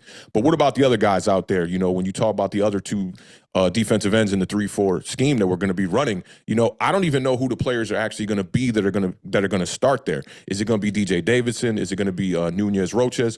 I feel like we lack the top-notch type of personnel that we need there. And a lot of people are coming into this year and they feel like, the Giants probably got one of the best defensive fronts in the league because they're thinking about pinning their ears back and getting after the quarterback. And I do think when it comes to getting after the quarterback, we got two of the best probably in the business, at least top 15, top 20 type of players with Brian Burns and Kayvon Thibodeau. But I am worried about that, just the scheme fit. And I think that's the general theme for me as far as going into 2024 is just like, are we trying to be a little bit too versatile rather than just like putting guys in positions that we know that they can excel at that position? And I'm hype about the Brian Burns thing, but like if it doesn't work out, that's a big chunk of money to commit to one player. We also committed some draft capital. So to me, it's the kind of situation that the Giants, the fan base, the front office, the regime, they can't afford for that not to work out. This defense has to actually come out here and be the better unit. And I think that is going to be the case. We lost some stuff on the offensive side of the ball, but I'm looking at this unit being one of the better units, as far as offense and defense goes. And there's just holes on that defense personnel-wise, I feel like. And that's not even talking about the secondary. Yeah, the secondary, I'm really worried about. Deontay Banks has to prove he's a cornerback one. When he went up against wide receiver ones last year, it was a struggle. Now he's got all the talent in the world, and I think he actually is someone who will benefit from being in the Shane Bowen defense. But we've talked about Shane Bowen's run defense, and it has been really good in Tennessee. But a big part of that is they've had D linemen who can play the run, right? And like you mentioned, Burns and Kayvon, they are not like these, great run defenders. They're more of, chaos creators, working outside in, I think they'll get a bunch of tackles for a loss, but it's the down. And then the DBs, right? Like Roger McCreary, he was a fucking dog for them in that nickel corner. And in a defense like this, nickel corner is so important in the run game. And we don't know who's going to be in that spot. And even the outside, like Cordell Flott can get bullied in the run. Now, I think Nick McLeod, if he's there starting, that could be a good run defender, but what are you giving up in coverage-wise? And then with Drew Phillips, actually, I like the way he plays the run. He just misses a bunch of tackles. So can he get better at that? So I worry about the run defense. But I think there's a couple players I'm kind of throwing out what they did last year to see what they did in this defense. One's Micah McFadden. Right now, it seems like they're going to take him off the field on third down anyways with Isaiah Simmons back. But how does he look in a defense that doesn't allow him to just go, get to your spot and go downhill? That's when he's at his best. When he's having to read and react, we haven't seen him in that role yet. Okereke will be fine. He just won't have the same statistical season as last year with all the passes defended and all that. And then Pinnock. Pinnock is very much, he's a hell of an athlete. But he's a tell him where to go, and he goes guy. In this defense, they're going to ask the safeties to be like really reading and reacting and moving around pre and post snap. Newbin's a great fit for it, but I'll be interested to see how well Pinnock does as his second year as a starter. So those are my questions with the defense. And it's just, like you said, it's just not super talented. Even the spots where they're like Dexter Lawrence, they have the best, top 5 defensive tackle in the league. The next guy is Jordan Phillips, maybe. Yeah. So if Deontay Banks is only just like a solid corner in the NFL, that makes his, defense downgrade. So yeah, I have worries with the defense too. Yeah. So I mean, I love what you brought up about nickel corner, because that was a big staple in their defense, and I watched a lot of your breakdowns that you were doing just a couple of weeks back, where you were just going through tape of the Tennessee Titans defense and pointing out some of the blitz stuffs. And I was talking with Alex Rollins about this too, and there does seem to be a discrepancy if some of that stuff is supposed to be registered as a blitz. And me and you talked about that, and we thought that a lot of that was registered as a blitz, even though they're only sending 4. When I talk to some other people around the league, though, they think that if you don't send 5, it's not considered as a blitz. So I'm still a little bit puzzled about the blitz numbers. And, I talked about this with you about the blitz rate's low even with that. Pro Football Reference, I'm pretty sure if they send anyone outside of the front 4, they count as a blitz. So like when they send the nickel and drop an end, I think they count that as a blitz.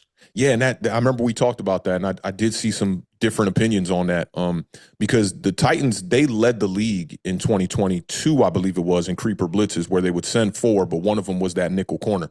So you're seeing a lot of those kind of blitzes in that scheme, and that we don't have a guy there yet. Andrew Phillips could possibly be that guy. Brian Dable did talk about, drafting him, bringing him in to probably play the nickel corner as well. But, you got, what's my man, Darnay Holmes as well, who can play the run pretty well, but when it comes to pass coverage, becomes a liability. But there's a big question mark there, and I do think we could get gashed in that section. Yeah. So and again, 1 or 2 injuries could all. It's we're doing things we're most worried about, so it's obviously not going to be the most fun conversation. But this is, man, there's just everything has to go right this year. I'll ask you this, like what are you judging Joe Shane on? Like what calls this year a success outside of wins and losses is it really comes down to me is the draft classes, right? Like I agreed with not taking JJ McCarthy, even though it's like, hey, the quarterback answered, to get the quarterback, they're gonna have to be lucky, right? We don't know how that happens unless they know for sure, a Dak is gonna come or something, which I don't think is happening. Same. You kind of have to get lucky. So, okay, what do you have to, judge Shane on? I need to see these draft classes start to kill it, right? 2022 and 23 class, those top 3 guys from last year all need to make big steps forwards. Banks, JMS, and Hyatt. Those guys need to make steps forward. 2022, we need Kayvon to take another step forward. Yeah. We need Wandale to take another step forward. And you got some contributors with Bellinger and McFadden. And then this year, like, hey, you know what? Malik Neighbors hit the ground running now. How about that? We don't have to wait a year for every single rookie. Tyler Nubin being above average safety right away. So that's where I'm looking at is how do these draft classes look? Because I'm not gonna get mad at him for not getting a quarterback when the answer hasn't really been there. Even if you don't pay Daniel Jones, your answer is still probably not there. You're just having a cheaper stopgap, a much cheaper stopgap than what you have. So that's what I'm looking at them. It's like, let's get these last 2 draft classes to develop, and let's get the 2024 class to hit the ground running.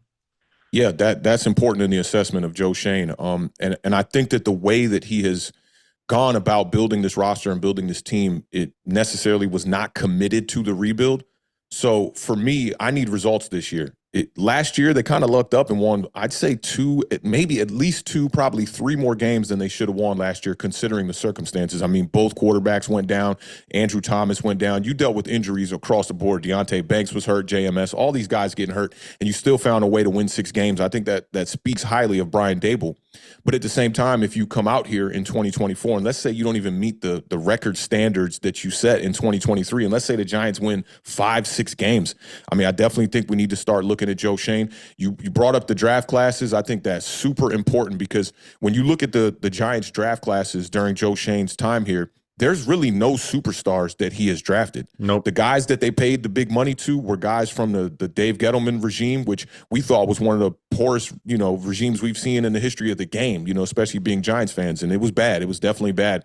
So, like you said, guys like Wan'Dale Robinson, and for me, it's especially guys like Wan'Dale Robinson. Hyatt, third rounder, I think the expectations are pretty high, but not as high, because with Wan'Dale Robinson, I think fans especially are always going to go back and look at that draft and see that George Pickens was on the board right there when we drafted Wan'Dale Robinson. And when you look at what Pickens is doing in Pittsburgh right now, with, you could argue, worse quarterback play than what the Giants dealt with last season, and he's putting up over 1,000 yards. He had like 5 touchdowns. I think Kenny Pickett started most of their games, like 12, 13 games. I don't even think he had as many touchdowns as George Pickens did. So we're always going to have that comparison there with that Wan'Dale Robinson pick. You described Malik Neighbors as hit the ground running, and that's exactly how I described it in a video I just released. Like, he showed in college that he can be a wide receiver 1 right off the bat, day one type of guy. And yeah, we don't have the greatest quarterback situation going on right now.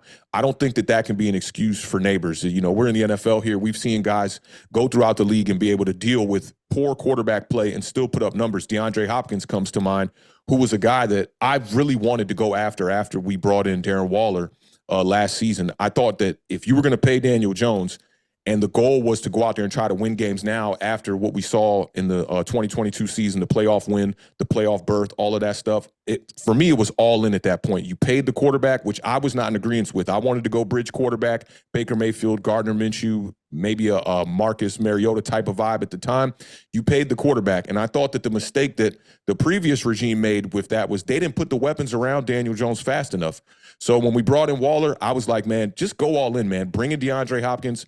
A lot of fans kind of went against that and said, D-Hop's injury prone. He's a bad locker room type of guy. And then you saw him go out there with the Tennessee Titans this past year and put up over 1,000 yards. And that's the kind of receiver that we need for this room. So Malik Neighbors in college has shown he can do that.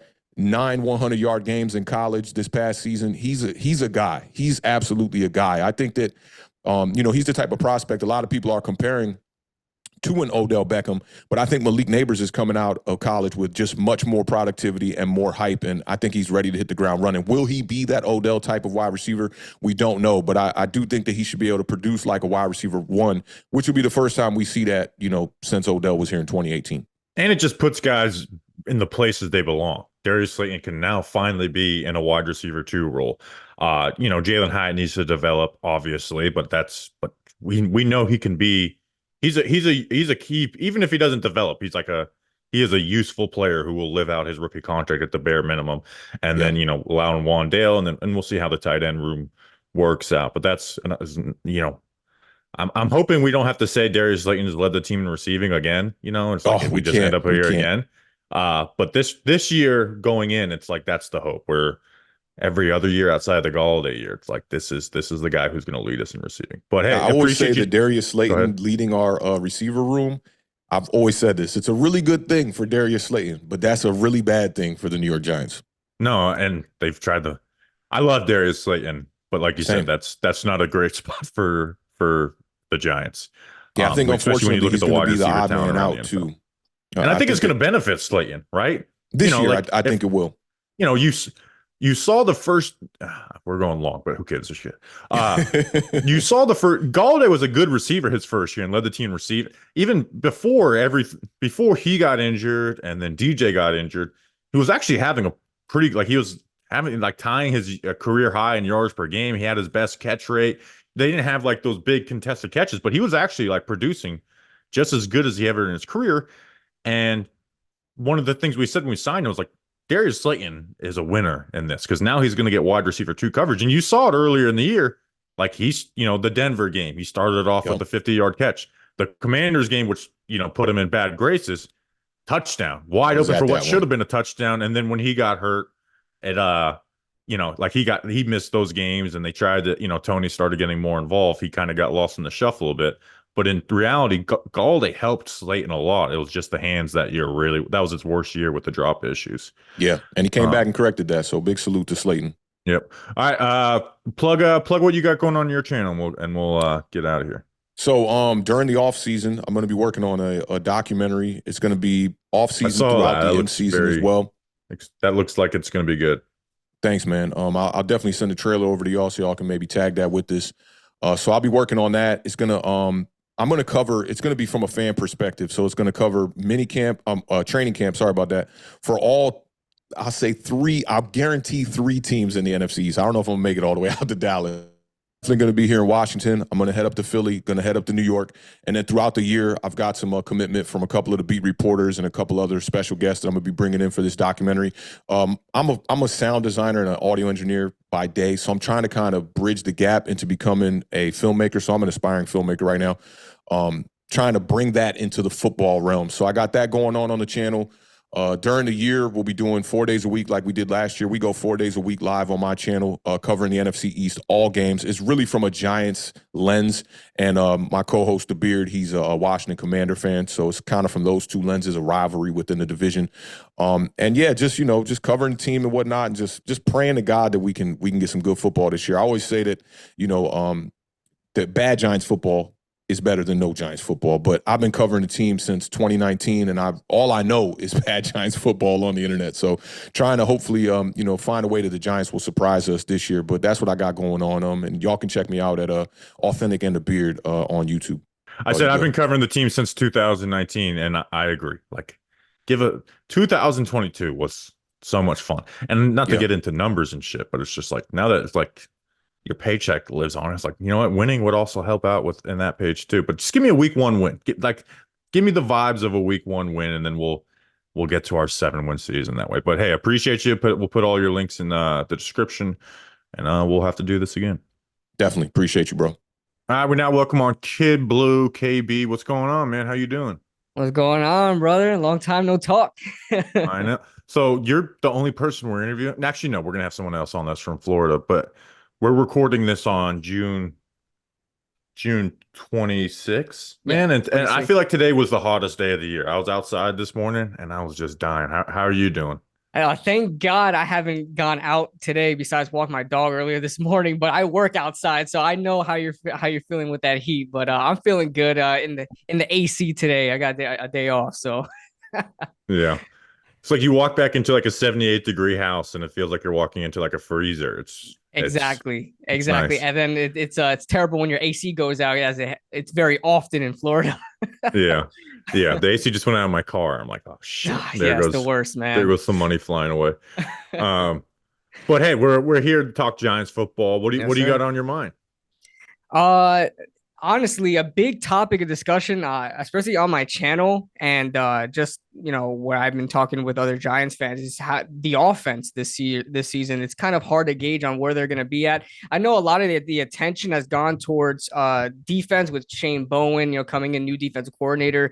But honestly, I feel like there's way more question marks with the offense right now because the quote unquote revamped offensive line and bringing in Malik Neighbors, a legitimate weapon for Daniel Jones. I mean, I was just trying to open up discussion. Where do you see the offense doing this season compared to prior seasons in Daboll's regime? Because a lot of question marks. Supposed to be better, but is it actually going to be? Is the big question that I've kind of been plagued with this entire offseason, especially OTAs and stuff.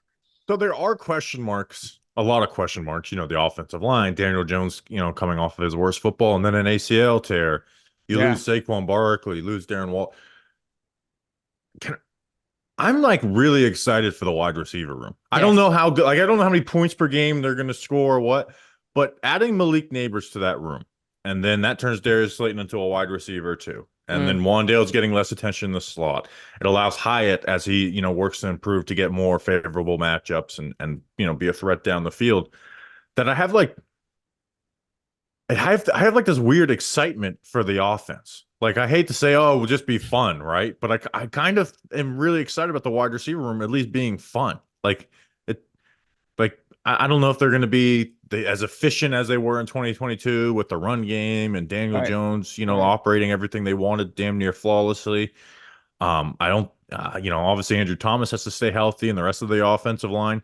But I just have like this, I think Brian Daboll's going to make this wide receiver room fun at the bare minimum. I hope so, man. And like you said, the wide receiver room is we're hoping is going to be fun. It's exciting to kind of envision what they're going to do this season. I was, obviously having Malik Neighbors there is a big deal, and then a big discussion, especially in comments in my videos and stuff like that when I talk to other people, is the offensive line, is it going to hold up? Where to get Malik Neighbors the ball and such like that, and if it does. Hopefully it does. I think Evan Neal being that big X factor there, I think we'll be fine with guys like John Runyon and Jermaine Illumino on the inside. But you're a film guy, man. You know all these concepts the Giants run and stuff like that. Like the Yankee concept that they run consistently in Daboll's scheme. I was just watching. I don't know who it was. I wish I can give them credit. I was watching a video and they were talking about. Oh, I believe it was Brett Coleman's video on the Giants. Kind of review or preview for this season, and they were talking about concepts of running a cross with Malik Neighbors and having Jalen Hyatt on either a go or a deep post, which is pretty much the Yankee concept. I was like, man, that he brings up a great point because we were running those concepts in years prior with like guys like Marcus Johnson. Yeah, Marcus Johnson. His only job was 2 tight ends on the field, run a post, exactly, run a post, and hopefully the crosser gets exactly. open. And he's not a threat downfield on those type of concepts. So the safety's definitely going to bite down. But then you add in someone like Jalen Hyatt, running that post, and you got Malik Neighbors, who is a tough guy to bring down. So if the safety comes down, he's going to expect some contact. He might not even win it 100% of the time if Malik Neighbors gets that crosser. So I think we're going to be able to implement the same stuff that we did in years prior, but the results are going to be even better because we just got better pieces around Daniel Jones. And so I don't even think we need to change much as far as the passing game goes. You just have better talent there to use. So this is I can't remember who it was, but on another segment on the show, what I'm interested in is you saw at the end of last year with Tyrod and a little bit with DeVito, but DeVito was really simplified. But with Tyrod, they kind of started and Andrew Thomas was healthy, which is a big key. They started running some of those Buffalo things, like those hang in there. This is going to be long developing, but it can break open type of plays that Daboll loved in Buffalo so much, where they didn't do those for a year and a half, for the most part. Even though Jones has shown a reluctancy to throw those throws, is Daboll going to start calling those? And will he, if he's not throwing them, like, will they make a move to Locke, who I think Locke is a worse quarterback, but if the one thing he is willing to throw those types of throws. Yeah. So it'll be interesting to see how the offense is tailored this year. Are they going to try and make it around Daniel Jones, strengths, and make it Malik Neighbors' quick game, a few drawn up, shots to Jalen Hyatt and, Slayton over the middle and stuff? Will they make it, that efficient quick game type of stuff? Or will Daboll be like, this is year 3. I'm calling the plays and I want this offense to be aggressive. I want it to be a little boom or bust. And we're not going to scheme everything around Daniel Jones in this offensive line. Because if they do, there's going to be some low moments, but there's going to be a lot of explosives that are there. And you saw it towards the end of last year. Like Tyrod had some really bad moments, but he was explosive. And Tyrod, because of that, people are like, oh, Tyrod, he loves to throw the ball down the field. Look at his entire career. He's just as conservative as Daniel Jones his entire career. And just the second half of the last year, he was just like, it was an outlier to the rest of his career. And I wonder if Daboll's going to just really beat that into DJ or whoever he's got at QB. Yeah, if I'm not mistaken, Tyrod had his first 300-yard game with us, right? Yeah, I think so. Like, and you look at like his average, like his deep throw rate and average depth of target. It was an outlier year for him in all those categories. Yeah, I even go back to his time in Buffalo, and I was on YouTube during that time, and I always tell people, like, what do you guys see in Tyrod Taylor? He throws for like 150 yards a game. Like, he just plays keep away a lot of these times. But, it's interesting that you said that with Daniel Jones. Are they going to, kind of run the same stuff with the short game? And, they did get away with it for the most part in 2022, running the and short they ran game stuff. Yeah, they ran it flawlessly in 2022. Right. When you go back and watch those film, and I did film reviews on every single game. It wasn't every game, but there was a couple times in a handful of games where it's like, those, quote unquote hole shots was become like a buzzword. And Daniel Jones didn't put, and that was like the biggest thing in my mind when they signed him was like, okay, we're going to get the answer, because the year before they didn't have a good offensive line and they only had one. So like, there wasn't like these like deep shots on the menu that they were taking in 2022. They weren't, but still within that, DJ was conservative, and it was like, okay, is he going to start pulling the trigger on this shit? Yeah. And you kind of got your answer on it last year, but also last year, like that beginning of the season, the offensive line was also the worst we've ever seen. So it'll be interesting to see, like, not is Daniel Jones good or this, but like, Right. what is he going to do? What are the throws he's going to throw? Is he going to be throwing more interceptions? Like, I don't know what to expect. And that's where it'll be interesting to see what does Dable envision for this offense? Is he going to just tailor it around DJ like he had in the past, or is he like, no, this is my vision, and quarterback, fulfill it, or you're getting benched? Yeah. As far as the offensive line goes, something that I've been thinking about is if the offensive line, like best case scenario, the offensive line is decent this year, is Daniel Jones going to be the same dink and dunk quarterback or a guy that just doesn't see stuff deep? Or if that offensive line actually holds up and he has time, is he going to be pulling the trigger a lot often? Because it's not like he doesn't have the ability to do that. He's got a decent enough arm. We even seen it back in his rookie season where he was taking a lot of shots and throwing deep often. And, the offensive line kind of hindered him to do that. And he kind of got instilled in him not to do it anymore. It's not even the deep, like verticals or whatever. Like right. those are plays that every quarterback throws and stuff. Yeah. And it doesn't take a long developing. To me, it's the longer developing, like, we've got two guys on each side, both running a 15-yard dig. We got a post clearing, but this takes some time. You got to hang in there, and you can't check it down. But if you hang in there long enough, it's going to get there, and you're going to risk taking a sack. Those are the types of throws, like those 15 to 25-yard cross, like horizontal type throws, or even like deep corner routes that I've seen Daniel Jones miss out on a lot of these. Yeah, these sideline throws, So the stuff that takes kind of longer to develop, where you actually have to anticipate where that corner is either going to bite down or drop back, and Daniel Jones just. That internal clock in his head just says, listen, I don't got time to be looking at that corner. I just got to, get it down at a tight end or something like that. So I'm interested to see if the offensive line somehow holds up. Evan Neal being that X factor, if he, sticks to it on at that right tackle position, does Daniel Jones actually make those throws if he has the time? That's something that I'm interested to see this season for sure. Yeah. So it's again, like when we talk about like taking shots, everyone thinks of like 35, 40-yard throws, and it's really the more like the deeper horizontal type of routes that it's like that you're asking about. And then, like you said, not those, deep post crosser play action type stuff. Like, no, this is the sit back. Even if Evan Neal's not good, like you can still throw some of those passes, and I think they'll go to Eleanor if that happens. Like, you don't need a perfect off. You take risks. You're going to get some more sacks than you would like. You might throw an interception or two more. But like, are you going to be willing to do that, or are you going to just kind of play your ball control, efficient, try and get down the field in 12 plays type of stuff? So that's what I'm really interested in to see what they try and do. And you saw, like, we think of 2022 and they started off 2-0. You're like, oh man, what a great year. Those were I thought those were DJ's two worst games of the year. Was the Titans game and the Panthers game. But they won those games, and then they changed the offense and tailored it around him a little more, especially when Shep went down. So we'll see, but it's going to be interesting. You wanted we're recording this before the first Hard Knocks episode, but you wanted to talk a little bit about that because we've seen the trailer. Yeah. Wanted to kind of get your thoughts on it, man, especially with that last couple of seconds there where it seemed like Joe Shane was inquiring about competing for matching contract or something like that. I don't know. What do you think about that? Because apparently there was no contract on the table apparently, but yeah. Yeah, so I'm definitely excited for it. Where I pushed back was Justin being like, we're going to find out everything about Wink Martindale and trying to trade it for Drake May. Like, you're not going to hear about that. I was hoping for that, but I don't think you're not going to so. hear. But I'm still super excited. I think they're going to put together a good product. And I think the Saquon thing is something they will let us in on a little bit. But here's the thing is they did never officially offer Saquon a contract, but like supposedly Saquon gave them the ability to match, and they didn't do that. And that's what that Joe Shane clip sounded like.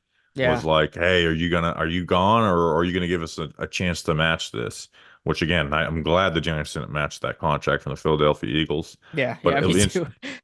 But also because they have final editorial say, the Giants do kind of have, which I guess sure every team does, Like when Right. when a guy goes or stuff, it's like, all right, let's try and paint us in a better light. Like Mhm. even though like the Wink Martindale stuff, right? I had a rant that went not viral, but like viral within Giants Lane about like Yeah. why is everyone acting like Wink Martindale's some saint and all this shit? Like he's like Exactly. he's I feel but you on that. at the same time, like some of the articles that came out was like, okay, well this is clearly just bullshit. Like, like a good like the Mike, some of the Mike Kafka stuff was like, oh, they love him so much, and he's a good little boy, and it's Yeah, like, okay, like, he was the little victim everybody put bullied. That's what it yeah. seems So like. like, they also try and paint things in a different. Oh, so that's what it was. It was the Drew Wilkins thing, where Mm. Giant Insider tweeted like, this guy had the ego the size of the Atlantic Ocean, and everyone's like, no, he's like the most humble guy ever. Like, what the fuck are you guys talking about? Like that type of propaganda. Yeah. But it'll be interesting to see how that. I'm so here's what I'm excited for though. Mhm. Saquon getting triggered immediately. I've even with on the Giants stuff, like he's I think way so. too online. He is way too online. Yeah. He reads. I'm talking about. He reads everything, and it's like, dude, you got to let the shit. You got to just delete Twitter or just Mhm. tweet and turn it off, because he really like cared and he wanted to be Mr. Giant, and he ended up leaving for the Eagles.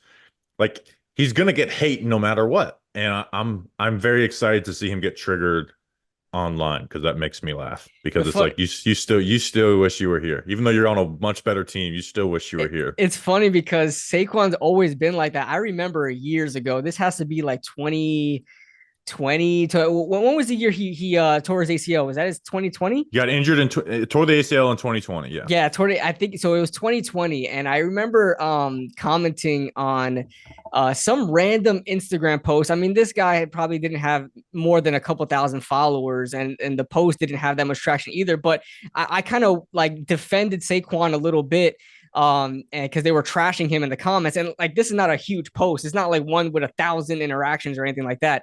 And I remember I defended Saquon in like one simple comment, and he liked my comment. So he's reading everything, even the little posts, even the little criticisms about him. He's reading everything, and that was years ago, and he's still the same guy now.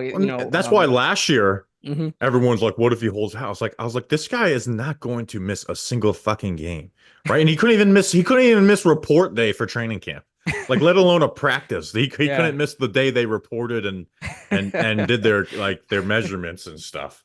Yeah. There's no way he could not handle a week of the heat that he was getting. Yeah. Especially that. Remember the interview he did with the Bitcoin guy? One of the funniest interviews I ever seen. He's like, "What if they paid Brett Favre and how?" Like, I think I even used Brett Favre as an example. Like, paid him instead of like a $20 million deal, he got a 22 house deal. I can't remember, but that was a very Saquon finds his way on the worst podcast where he just is, because Saquon's a smart guy and he just gets like super uncomfortable, but he's also not confrontational. I remember he was on Mike Tyson's podcast and Mike Tyson was stoned out of his mind, and he's just saying all this shit, and Saquon's like, "Damn, that's deep." And in reality, he's like, "Why the fuck am I on this Mike Tyson podcast while this guy's talking about like spirituality and shit?" Yeah. Yeah. But so that I'm excited to see Saquon Barkley get triggered from Hard Knocks. And the other thing which they show is I want to see the identity of the things that Shane Bowen looks for in his defense, which we kind of have an idea of what they've done in Tennessee and stuff and the way they play their defense. But I'm excited to kind of just get those as clear cut, and it'll help with like draft coverage going forward. It's like, okay, let's put a little extra effort on this pass rusher who likes to work outside in or something. Yeah, I'm really intrigued to see how this is, because this would probably be the most in-depth thing we're going to see in an offseason from the Giants. Last year they did that Giant Life thing where they kind of went in depth in the war room, during even those were like draft. super edited, like super edited, and it was only for a couple of minutes. We weren't able to get to see everything. I would hope they like dedicate a whole episode to like the draft process and inside the war room and stuff like that, on their thoughts on the individual picks and how they got to pick each player. And another thing is the combine. They're obviously going to be at the combine because they discussed Brian Burns over there with Shane Bowen. It would be interesting to see if they mention any names that they were interested that they wound up not drafting to kind of try to see, the types of players that they do like, that they didn't draft. So that'll be interesting to see too. But I'm happy that the Giants were chosen for this, man, especially with a regime like Joe Shane's. And a lot of people still have question marks on what he sees this team, how he wants to build it. So this would be a good in-depth look at it. I'm excited to see what they said about Theo Johnson, because I love Theo Johnson. I know you've been on the Theo Johnson. You're like me and Micah McFadden.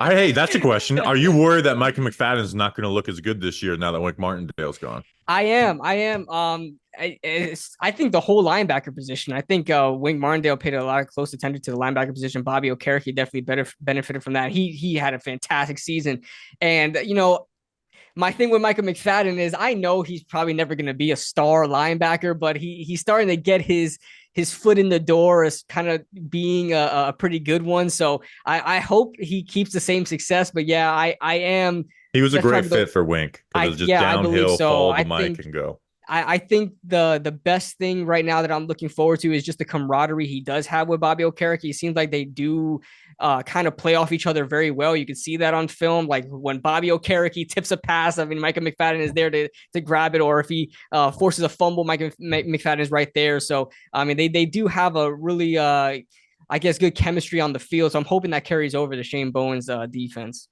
Did you ever get your Nick Gates jersey? Okay, funny story.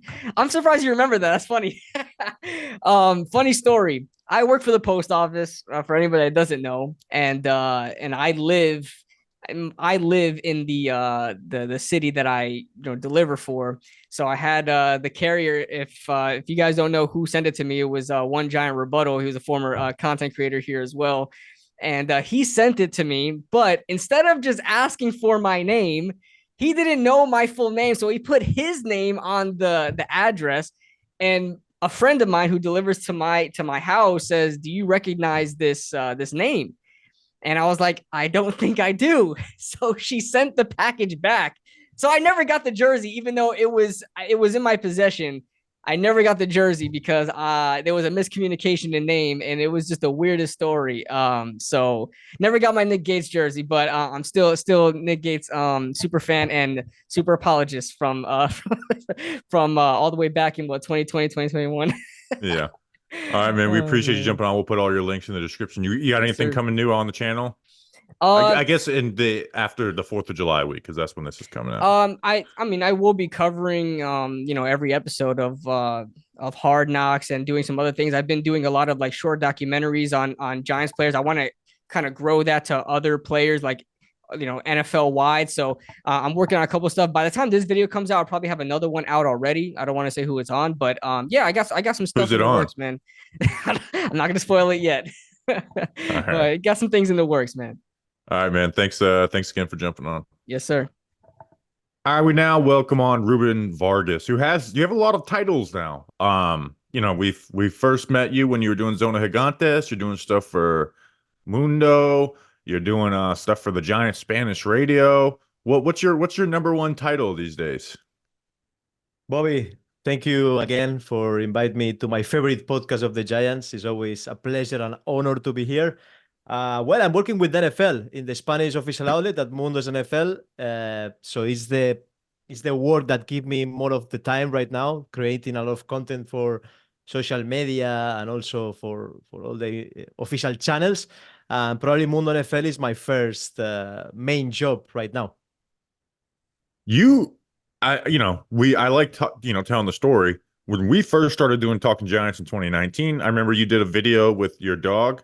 Saying he's going to be the pick in the draft. And then, we started talking after that. And then, just a couple years ago I'm at a Giants game and I see you on the big screen. You're doing the Spanish radio call for the Giants. Do you have any plans to do that this year?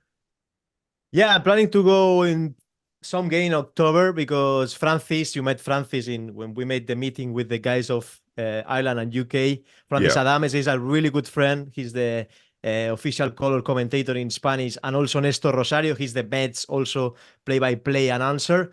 They are really good friends. They are from Dominican Republic, and all the time I'm going always to New York and New Jersey. They are my second family. And yeah, we love to do stuff together. They like always the point of view I always giving coming from Spain and coming from Europe. And yeah, I'm planning to go and do some podcast official with the Giants also. I think they like to make the Spanish market bigger. And in New York and New Jersey, a lot of people speaking Spanish, and it's always like good feedback from these people.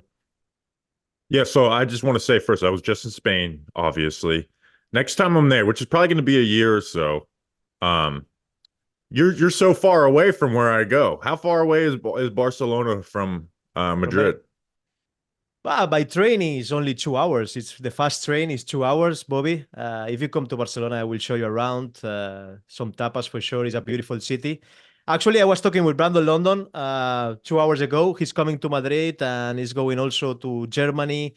And with all this international market, the Giants have official German market also. They want to play in Munich. But man, if you come over, you're going to have fun and you're going to like it here for sure. If you like Merida and Extremadura, you will like Barcelona for sure. Okay. And obviously I like Extremadura a lot. I got the keychain now. Are you planning to go to the game in Germany? Of course. It's only 1 hour and a half by plane. Munich is a beautiful city. It's a lot of fun, a lot of things to do in this weekend. Probably, in my opinion, I think the German games are the most incredible atmosphere in Europe, even better than London, because the German fans are so passionate about the American football.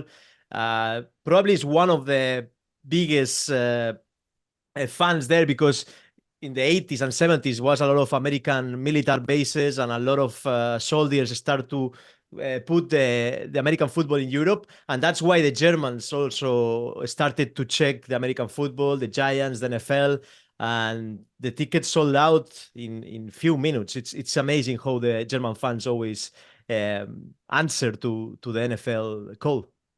Yeah, I'm excited for it. And the Giants are undefeated over there. We're beating the Panthers, so I'm also excited about that. What are your expectations for the Giants this year? Obviously, last year was a disappointment. Some big moves, changes in the offseason. Daniel Jones coming back from the injury. What's your expectations for the team this year?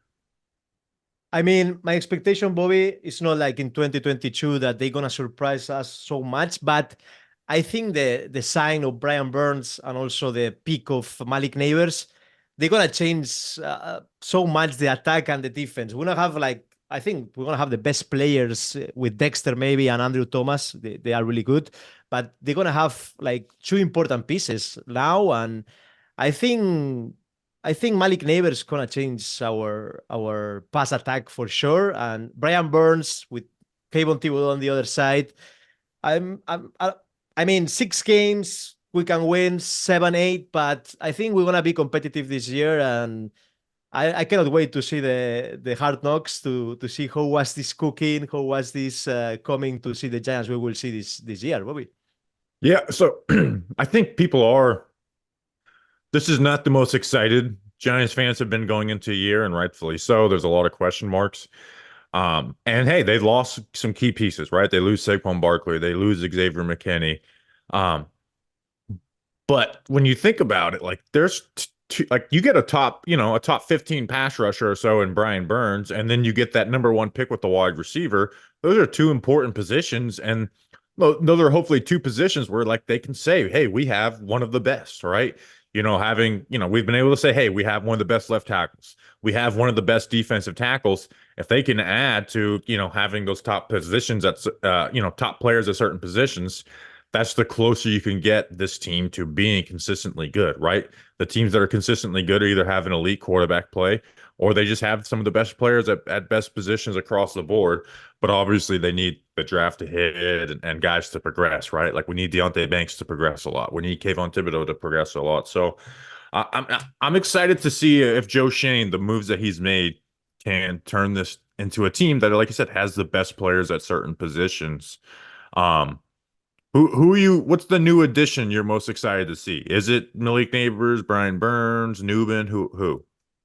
I think Malik Neighbors, it's gonna be. I mean, it's what we said, Bobby. I mean, with Saquon and Waller the last season he was injured, but when he played against Washington, they've been the focus of this attack. I mean, Saquon being the focus of this attack. Kayvon, how many games he had double teams and he cannot produce because of that.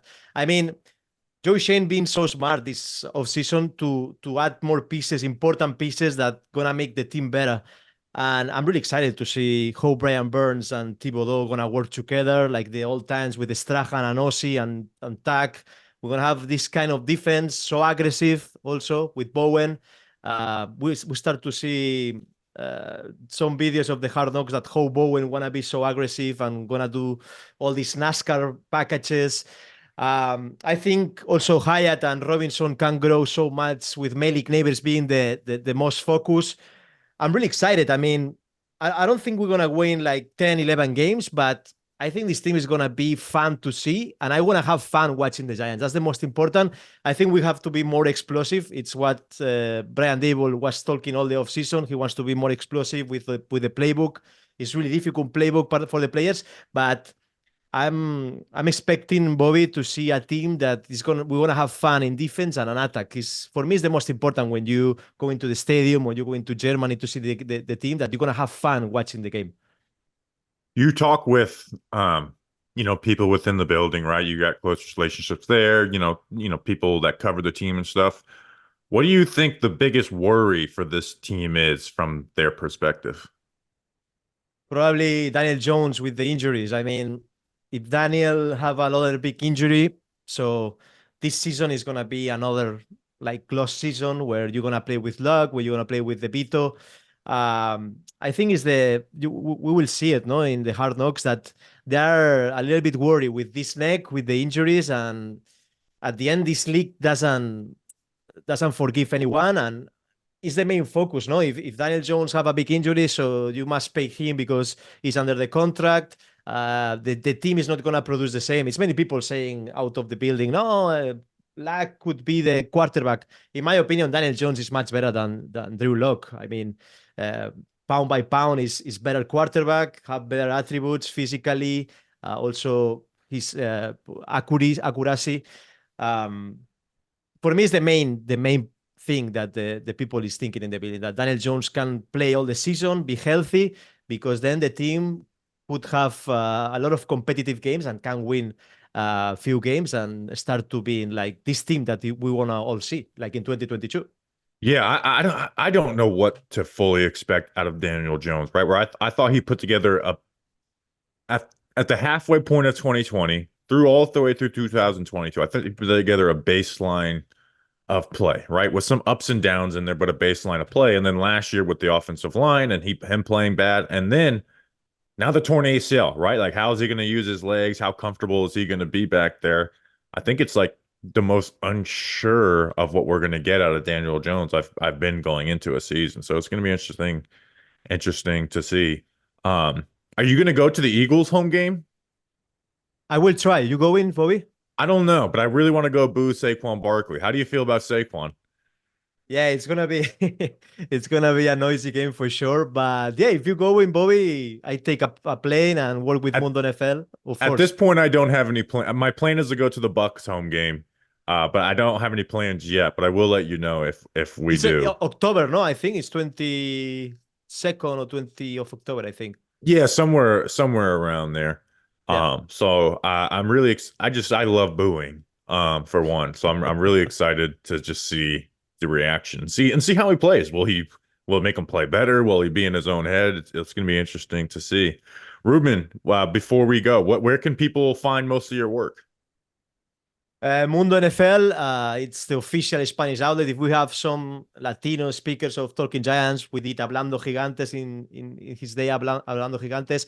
Zona Gigantes, we are now a little bit in the off season. Also, well, I don't have many time to produce, but I will try to do some videos talking about Hard Knocks, about where the franchise is going to go. Also, of course, we have a game in Europe, and that's amazing for all the European fans.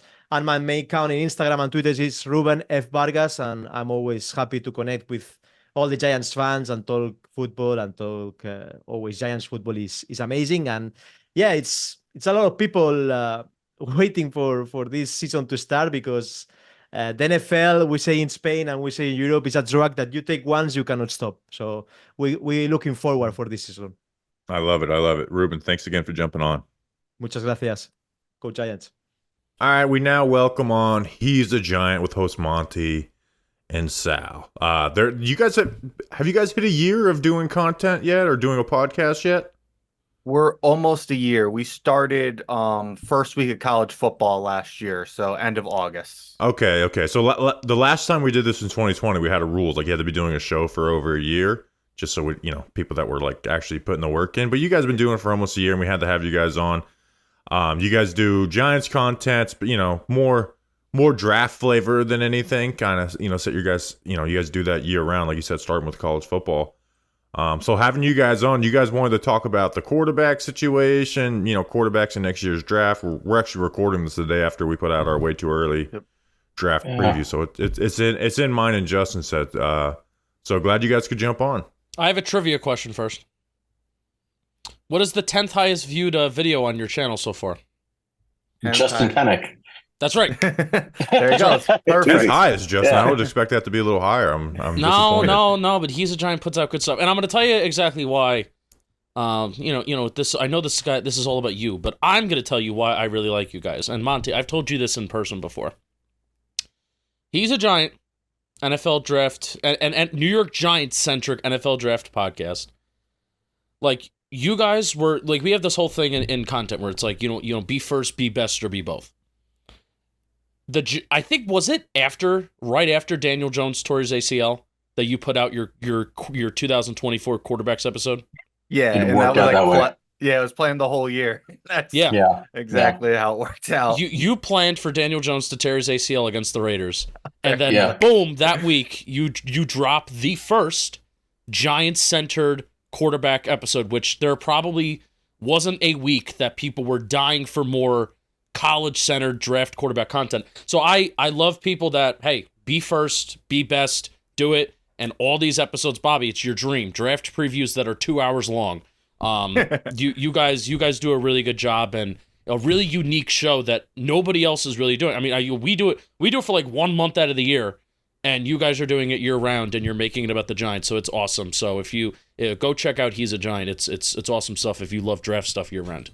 Yeah, links in the description for everything. I met Monty at the first Fan Fest, and I was like, who the fuck? It was at the height of David Sills. Like, just like that was like his first preseason with the Giants. I was like, this guy's wearing a West Virginia David Sills jersey. I was like, I got to get a picture with this guy. And then that's where we met Monty. But you guys wanted to come on, talk about the quarterback situation again, maybe some of the quarterbacks in next year's draft. I'll kick it to you, Monty. Lead us off with what you want to hit on. Yeah, man. So I just kind of want to hear some of you guys' thoughts about, obviously, we're kind of in a murky situation here with the quarterback situation. We weren't able to go up and get the guy we want. Everyone kind of seems to think Daniel Jones is most likely going to be out of this after this year. So I just kind of want, you guys got an early start a little bit on the draft. You guys talked free agency a little bit. Where do you kind of like want to see this go? Where do you think it will go? What's kind of like your ideal scenario for how this kind of could play out for the Giants? Because I don't think there's a clear answer right now. Well, there's nothing that's ideal outside of like you pick some future star in the 20s in the draft, right? Like outside of outliers, there's nothing ideal because we have looked at next year's class and, a little bit. Carson Beck was the only one who I'm like, you know what, maybe that guy could be, someone you pick in the first round. And then you're like, but you know what, guys pop up not every year, but a lot of years guys pop up, right? Jaden Daniels this past year. But to be in the position, say if someone does pop up this year, you have to be picking in the top 5, which means you had a really horrible year. And then that means, a lot of the recent draft picks probably didn't pan out. So that's why pick 6, as much as I love Malik Neighbors, was just like, so you guys like JJ McCarthy and wanted to pick JJ McCarthy if he was there. And I didn't. But the thing that really haunted you is like, there's just, the answer doesn't get easy, right? It's just, there's no clear cut plan that you can get unless you you've worked through back channels and, you're going to sign Dak Prescott in free agency next year, which I think he'll end up on the Dallas Cowboys at the end of the day anyways. Yep. So there really is no plan outside of, getting lucky with the quarterback position. Mhm. That 3-game win streak in the season really put them in a rough spot. It was the first time ever I embraced tanking. Yeah. Because I thought they would actually lose those games, and then they won 3 games in a row. Plus 12 turnover differential in 3 games, I think it was, or plus 8, whatever it was in those 3 games. Won 3 games, and that was that. But no, I mean, we like JJ. I think it was interesting. We watched your scouting review of JJ, and I think we had very similar scouting views of him. I think where we differed was we projected him to be a better player, and we're willing to take the swing at 6. And I think most people actually didn't want to do it. I understood that. Like, Malik Neighbors is going to be an elite prospect / player, however you want to look at it. But yeah, it leaves you in the situation where if the Giants have said, like Joe Shane said, essentially, I have a bar that's this high and I cannot reach for a quarterback unless he reaches this level. But there's nobody in this upcoming class, at least sitting here today, that would cross that threshold. Like, nobody. Like, I mean, Carson Beckett might be the closest, but Carson Beckett is probably neck and neck with JJ McCarthy, right? I would say in different ways. I mean, they're different style quarterbacks, but as prospects, they're probably similar. Everybody else, Shedeur Sanders might get there. There are guys like Connor Weidman. There's a couple of guys who are intriguing, like Gus Nussmeier at LSU, who might get there. Mhm. But, we like him. He's got some talent. You guys should check him out this year. But he's a long way to go.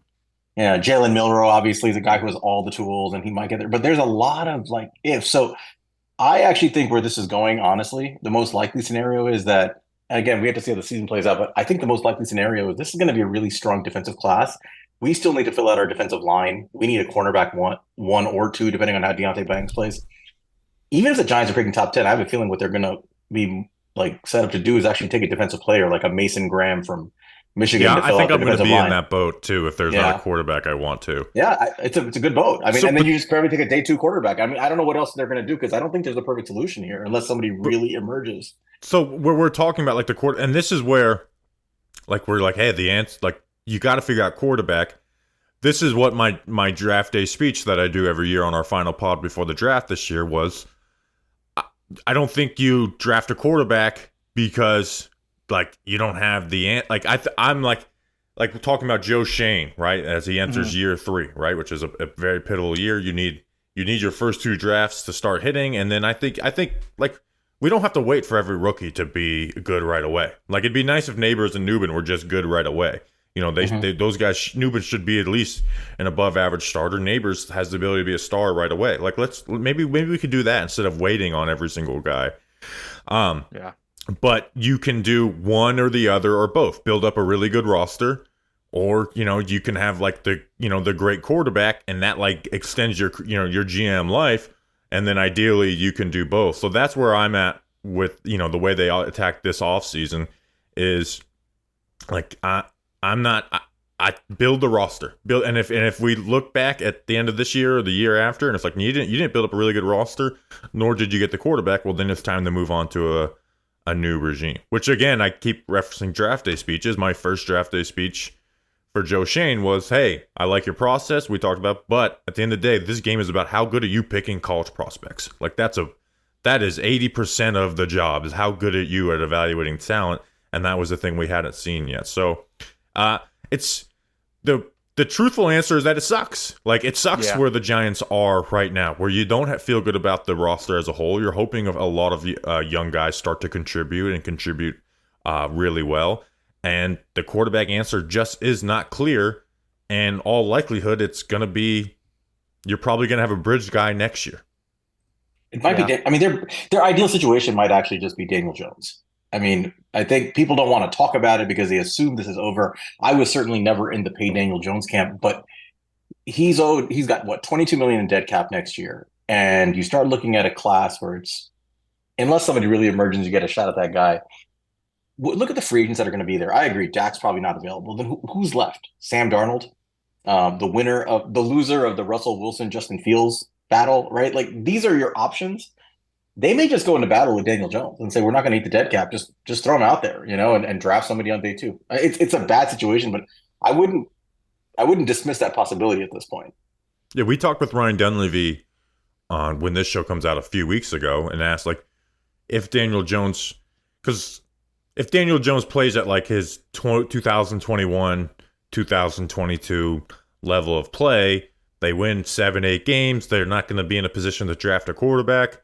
Would they rather just stick with him or cut him and then find someone in the middle ground and save $10 million and then spend 10 on, say, a Jacoby Brissett or somebody? And he was like, I think it'd be they'd rather just stick with Daniel Jones than do that, which would really put them in a tough spot for, again, not a good answer at the end of the day. Yeah. One thing that I can't get out of my head with this whole quarterback situation, 'cause a lot of people are, well, we didn't take one this year, we'll go get a quarterback next year. But what worries me is, about not taking the quarterback this year and then waiting till next year is if you end up in a good enough position to take one, you end up in a top 10 pick or whatever, then you have Brian Daboll on back-to-back losing seasons, now basically in a must-win losing year. Seasons too. Exactly. And basically in a must-win year with a rookie quarterback, which just, unless you have CJ Stroud, it just doesn't happen. Like you're expecting a losing season with that. And then at that point, I don't think Joe Shane and Brian Daboll are necessarily tied together, but if they're together for 4 years at that point, I feel like you're just asking for like a Justin Fields, like head coach and GM are fired year one out of that whole idea just terrifies me right now. I can't get, we're a year away. I'm just hoping, at this point, like I feel like having a successful season way outweighs just like bottoming out for a quarterback right now, because there's so much unknown in this timeline we're at. Like, while this year I was all for bottoming out, but next year it's like I'd rather just let's figure out if we have the head coach and the GM, and if I can figure out we have that, then I know our quarterback situation still sucks, but like, at least we have something. Well, they should be judged on is these three draft classes, right? If these three draft classes perform, they shouldn't be a team that bottoms out. They should be a middle of the road team. If they do bottom out, it's because these draft classes didn't go there, and then you talk about but the reality of that, what happens. The reality of that is that Brian Daboll will get the, even though we like to think that they're tied at the hip, I mean they're kind of not, and even John Mara indicated that this offseason that they're not necessarily tied to the hip, even though I think Brian Daboll has done a better job with what he's been presented than what Joe Shane has presented Brian Daboll in a way. So that's what makes me worried. Like, a worry of heading into this year is the Giants bottoming out again, and, Brian Daboll is the scapegoat per se, even though I would like to think that, Brian Daboll won't be thrown under the bus like Pat Shurmur was with Dave Gettleman, because Dave Gettleman just threw him under the bus. I like to think that wouldn't be the case, and Shane would advocate for him, but that is the worry. That is certainly the worry. So let's talk about next year's QB class. What do you got your eyes on, Monty? So, I'm kind of aligned somewhat with what you guys said. We both like Beck and Shador, but we don't necessarily have them hired. And we had like JJ, and we liked JJ. We obviously we were different on that one. We called after our quarterback episode. We said we thought JJ was going to go top 10 in the draft, and that was back in November. So that ended up hitting pretty well for us. But I'm personally not a big fan of the prototype of a guy like Beck. That's why I wasn't a huge fan of Penix. Sal and I were a little bit different about that. Sal was higher on Penix than I was, but I'm not a big fan of just the pocket quarterback. Shador, I could easily see, I could see him regressing this year, just because it's like, in the sense of he doesn't have like the tools to fall back on. So if he doesn't continue to get better, I could see his draft stock come down. You guys kind of talked about the whole Dion situation that's gonna be looming too.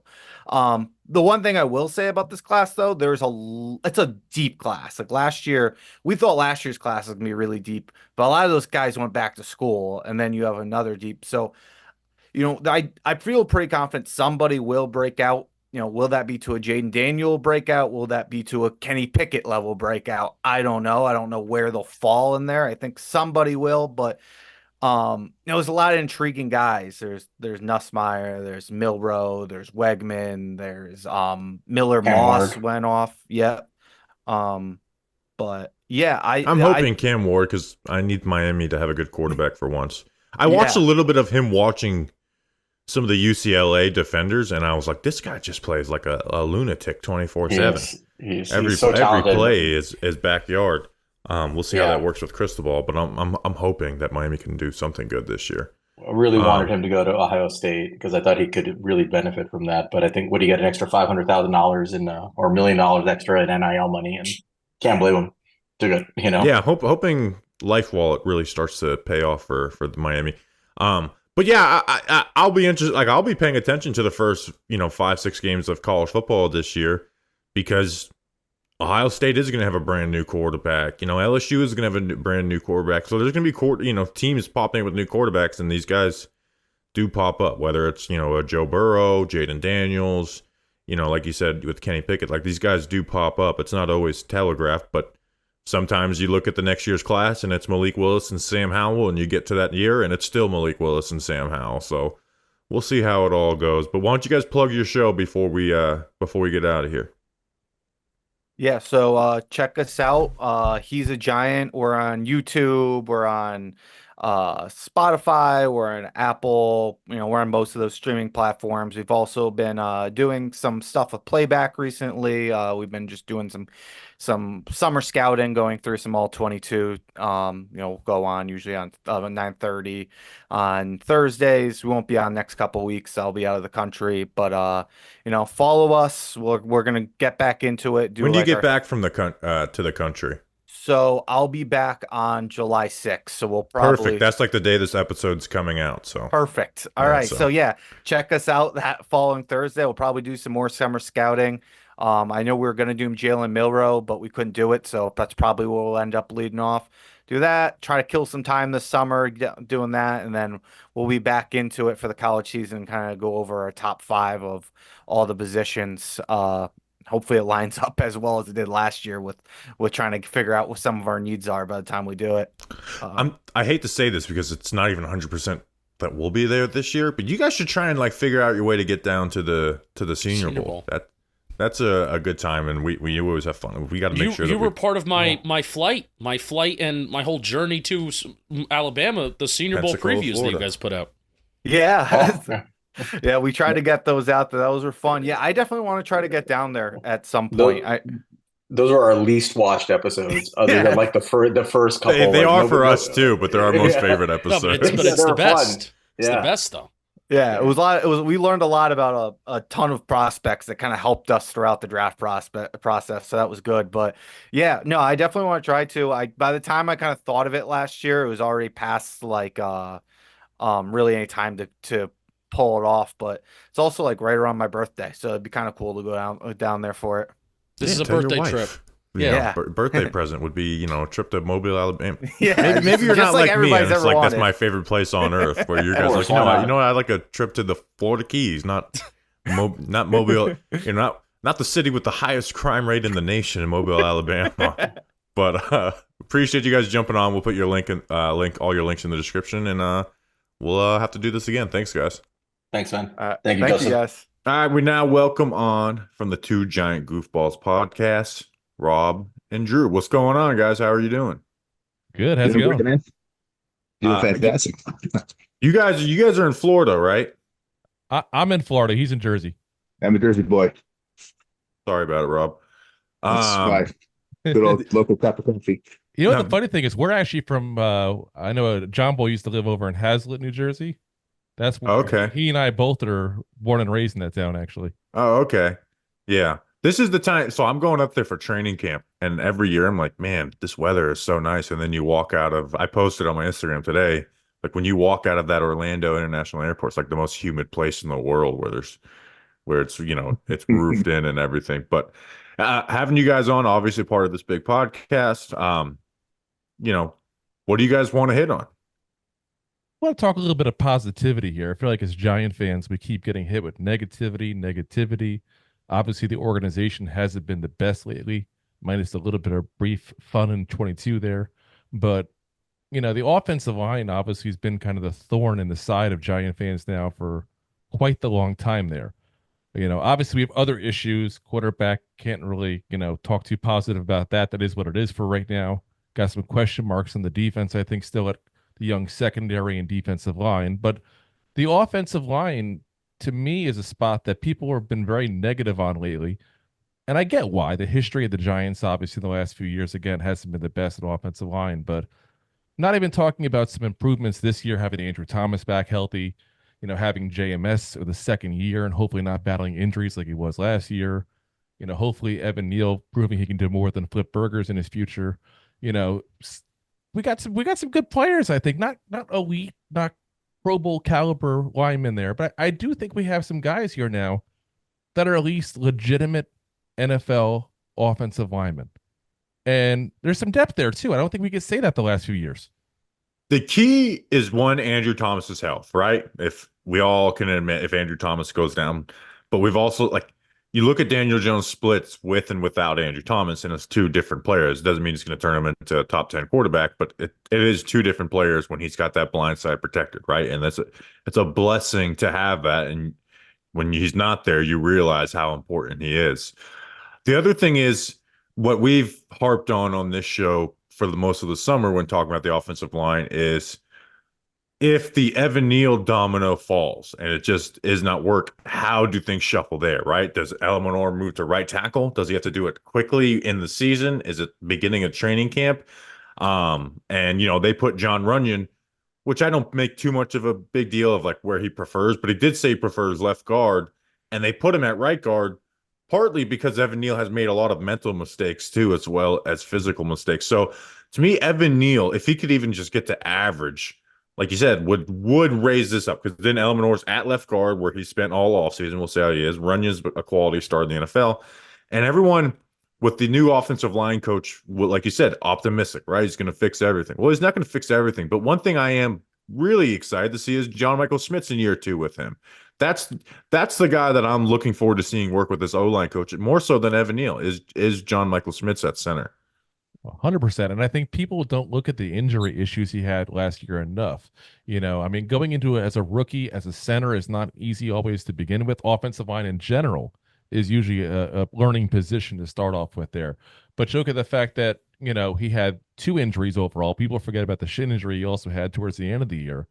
And you look at these pressures he gave up. He gave 30 pressures on the season. 8 of them came in that very last game at that point that he played, where he was now still battling at that point, the shoulder issue he had, which obviously, if you're a lineman, you got a shoulder issue, it's hard to block. That's kind of an important part of the body for blocking there, and now you add in the shin injury. The guy was banged up, still out there playing, still out there doing his best at that point there. I give credit to a young guy who comes in there and does that right off the bat at that point. Some guys go protect themselves at that point. He went right out there and kept on playing. You also saw his better games were in the beginning of the season. And then, like you said, he had some of his, the Commanders game at the end of the season was a rough one for him. So that's the guy I'm probably the most optimistic with. I do disagree with the depth just because it seems like Eleanor is like a starter at left guard and then also a backup at both tackles. And then who's like the backup guard, and they've moved Azudu to tackle. So that's where I'm the most worried about. It's not necessarily like, okay, this is their starting 5. It's just and specifically Evan Neal. If Evan Neal were to go down or not work out, then you're moving your left guard to right tackle, and then who's the backup? Aaron Stinney. That's where I'm the most worried. Is on paper, yeah, this is probably the best 5. It's just if anything goes wrong, with one of the tackles, that's where I get really worried. Yeah, I like Stinney. Stinney's kind of the yin to Runyon's yang there, so to speak. So obviously Runyon is a really good pass blocker, really poor in the run blocking at that point. Stinney's kind of the reverse. If you look at what he did in Tampa Bay, and obviously I had the benefit of I live in the Tampa Bay area. I get to watch those games on a regular basis. I got buddies of mine that do Bucks podcasts, so I have a good background of what he did. He stepped into that team this past year. If you look at that running game, and don't get me wrong, they never had a great running game whatsoever. But, Rachaad White had 266 yards in the season before he got in. Averaged 44 yards a game. By the end of it, Stinney was credited with a lot of the the benefit of what he got, going up to 66 yards a game going forward the rest of that season, just shy of 1,000 yards. So, he got a lot of the credit towards that. He's got experience in the postseason, obviously during that Super Bowl run with the Tom Brady year there at that point. again, he's not. I think we have people that aren't going to be Pro Bowl caliber players. I'm not crazy trying to suggest that. I'm not that much of a homer. Rob will tell you I'm usually the negative one of two of us, actually. The Debbie Downer is the good That's what I typically am, the Debbie Downer. But, you got a guy who at least has starting experience, has playoff experience, has a skill by helping the run game at that point. And again, when you have one guy on the right side who's really good at pass blocking, you got that yin and yang going there at that point where you got a guy who's good in pass blocking, got a guy who's good at run blocking. And I think it's a lot better than what we've had recently, what we've been trotting out there. You can even look at Matt Nelson as a guy for the swing tackle position potentially as well. Again, a guy that I don't think is a great player by any means, but he's a guy who's serviceable to go in there and play 1 or 2 games if need be. People forget this is a guy who in college was a defensive end. He's still a little young to that position. And while, he's never played amazing for the Lions, but he's been serviceable. Serviceable sounds not so good, but when you're a Giant fan dealing with what we've been dealing with for so many years, serviceable sounds wonderful right now compared to what we're dealing with. Not getting guys off the couch and everything anymore. I'd sign up for serviceable. Rob, what do you got on it? We were the team that was bottom 30 last year, like terrible, and our offensive line trotting out pretty much backups of any other team. And now you get guys like Luminor, you get other depth positions to help fill in some of these holes over here. And like you said, like a Matt Nelson kind of character he's a serviceable guy, but he's not like starting quality. So like if we go from bottom of the barrel and kind of work our way up to average, like that's a big swing up for us. Yeah, I health to me is the biggest key. And my thing is with Evan Neal, because I think Evan Neal should get the first shot at right tackle, right? Like draft position absolutely does matter, right? And he's been injured. I think he gets the first shot of it. And there's still a little bit of me that does have some hope. Like that player at Alabama, like some of it's got to translate to the NFL.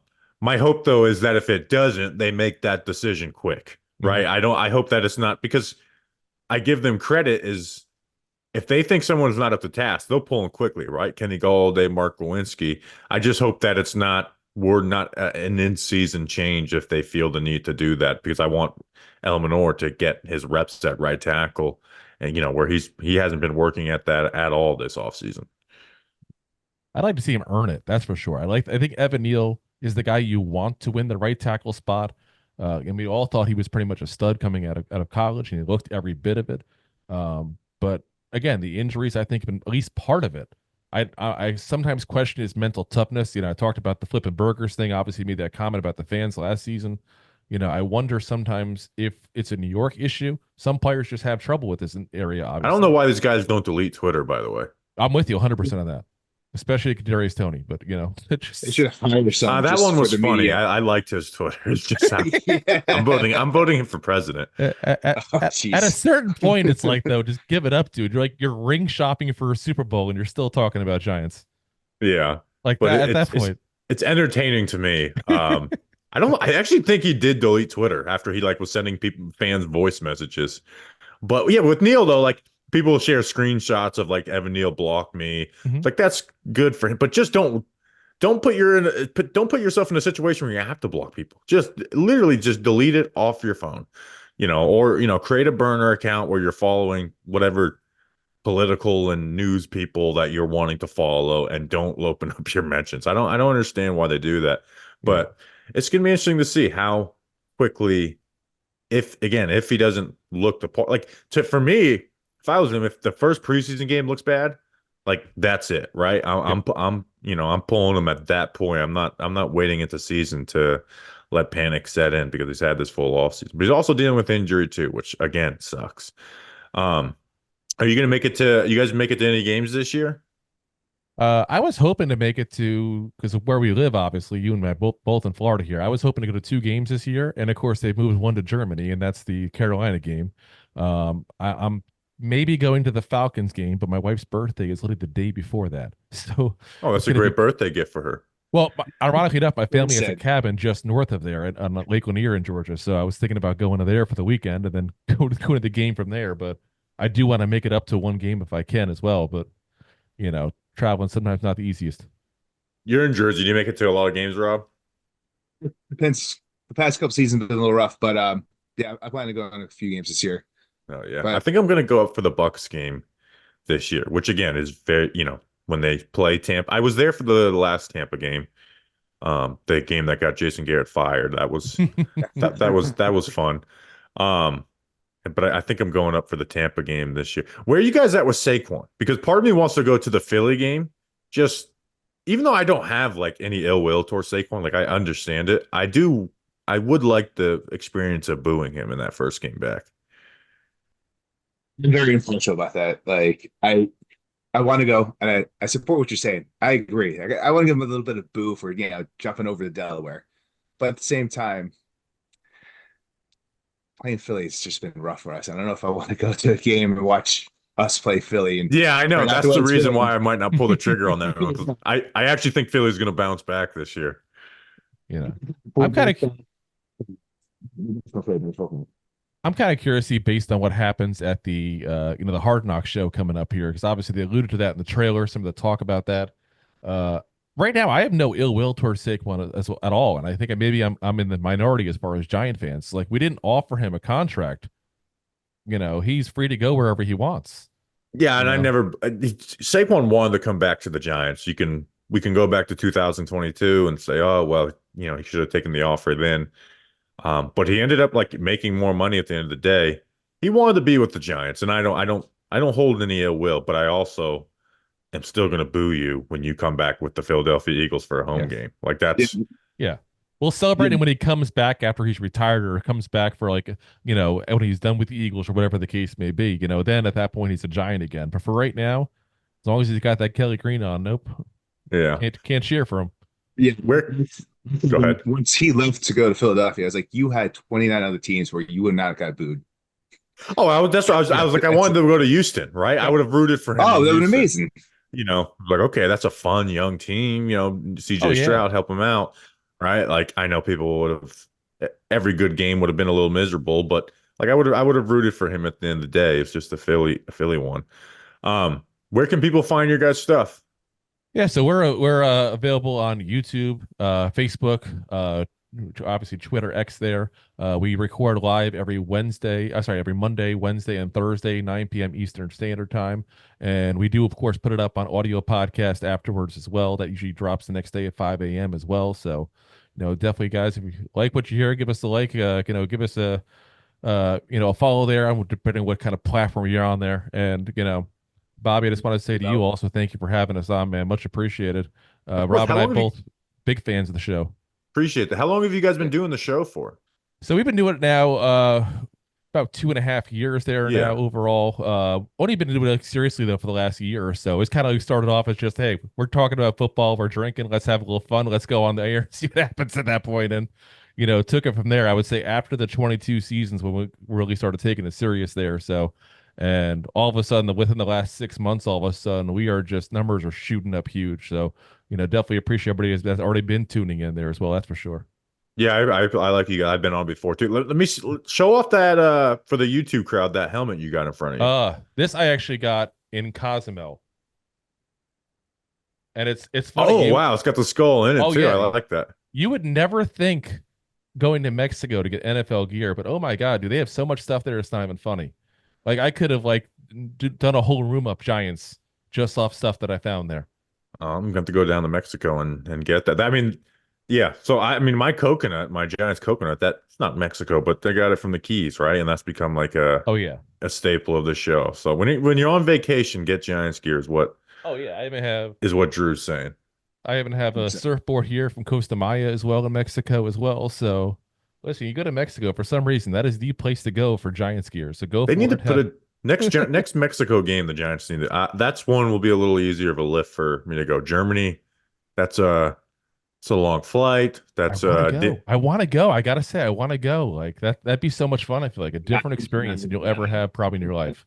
Yeah, I'm eventually I want to get over for one of the European, and we're undefeated in Europe, which is nice. So, all right, thank you guys for jumping on. Links in the description for their show. Appreciate you guys as always. I appreciate it, man. Thank you. All right, thank you to everyone who joined. And again, I'm like, hey, if you like this person or that person, their link is in the description. So make sure to go, check out their shows. If you really want to support, go and, subscribe to every single one of them. Let's give them the Talking Giants bump can be real, right? It's real. Like Justin Pugh, when we had Justin Pugh on the show, we gave him the Talking Giants bump. So let them know that you liked them on the show, and we appreciate you guys. We have a Bleeding Blue episode later. What is the theme of the Bleeding Blue episode we're doing later this week? So the Giants, in honor of their celebrating their 100th year, they're going to be creating a list of the top 100 Giants players of all time. We will not be creating a list of the top 100, but Bobby, Snacks, and myself, we will be creating a list of the top 20 Giants of all time, in our opinions. Why don't we just do the top one? Why don't we just become like a 3-hour pod? We've been, this 4th of July, like minimum 2 hours for every podcast going forward. But yeah, so appreciate you guys. If you listen to all the way to the end, you are a trooper. By the way, so if you're listening to the end, you probably want a weatherman job. You got to set yourself apart if you want the weatherman job. You can't just message us and say, I want the weatherman, because there's 20 million people doing that. You got to catch our attention. First, Anthony Bourdainero, he caught my attention. Mm-hmm. And hey, I'm still rooting for Danny King to be the weatherman. We just got to figure it out. The leading candidate of it that you told me. We should put odds. The leading candidate, I'm not going to say who, because I told him, I said, here's an opportunity of a lifetime. He's on vacation. I can't text somebody this opportunity. This is the opportunity of a lifetime. You should just say yes to this. So he said yes. And then he texted me at 4:00 this morning, because I think he might have been drunk on vacation. He's like, what did I say yes to? And I said, yes. So he doesn't even know yet, but he said yes. Okay. Yeah, so there's actually an out-of-house candidate he's a listener, but he's the favorite.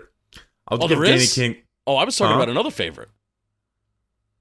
An in-house candidate. Well, I'm saying out of like the Talking Giants listenership. Oh, got it. Danny King, I think, has the second best odds. Anthony Bourdainero has the third best odds, and then it's just the field.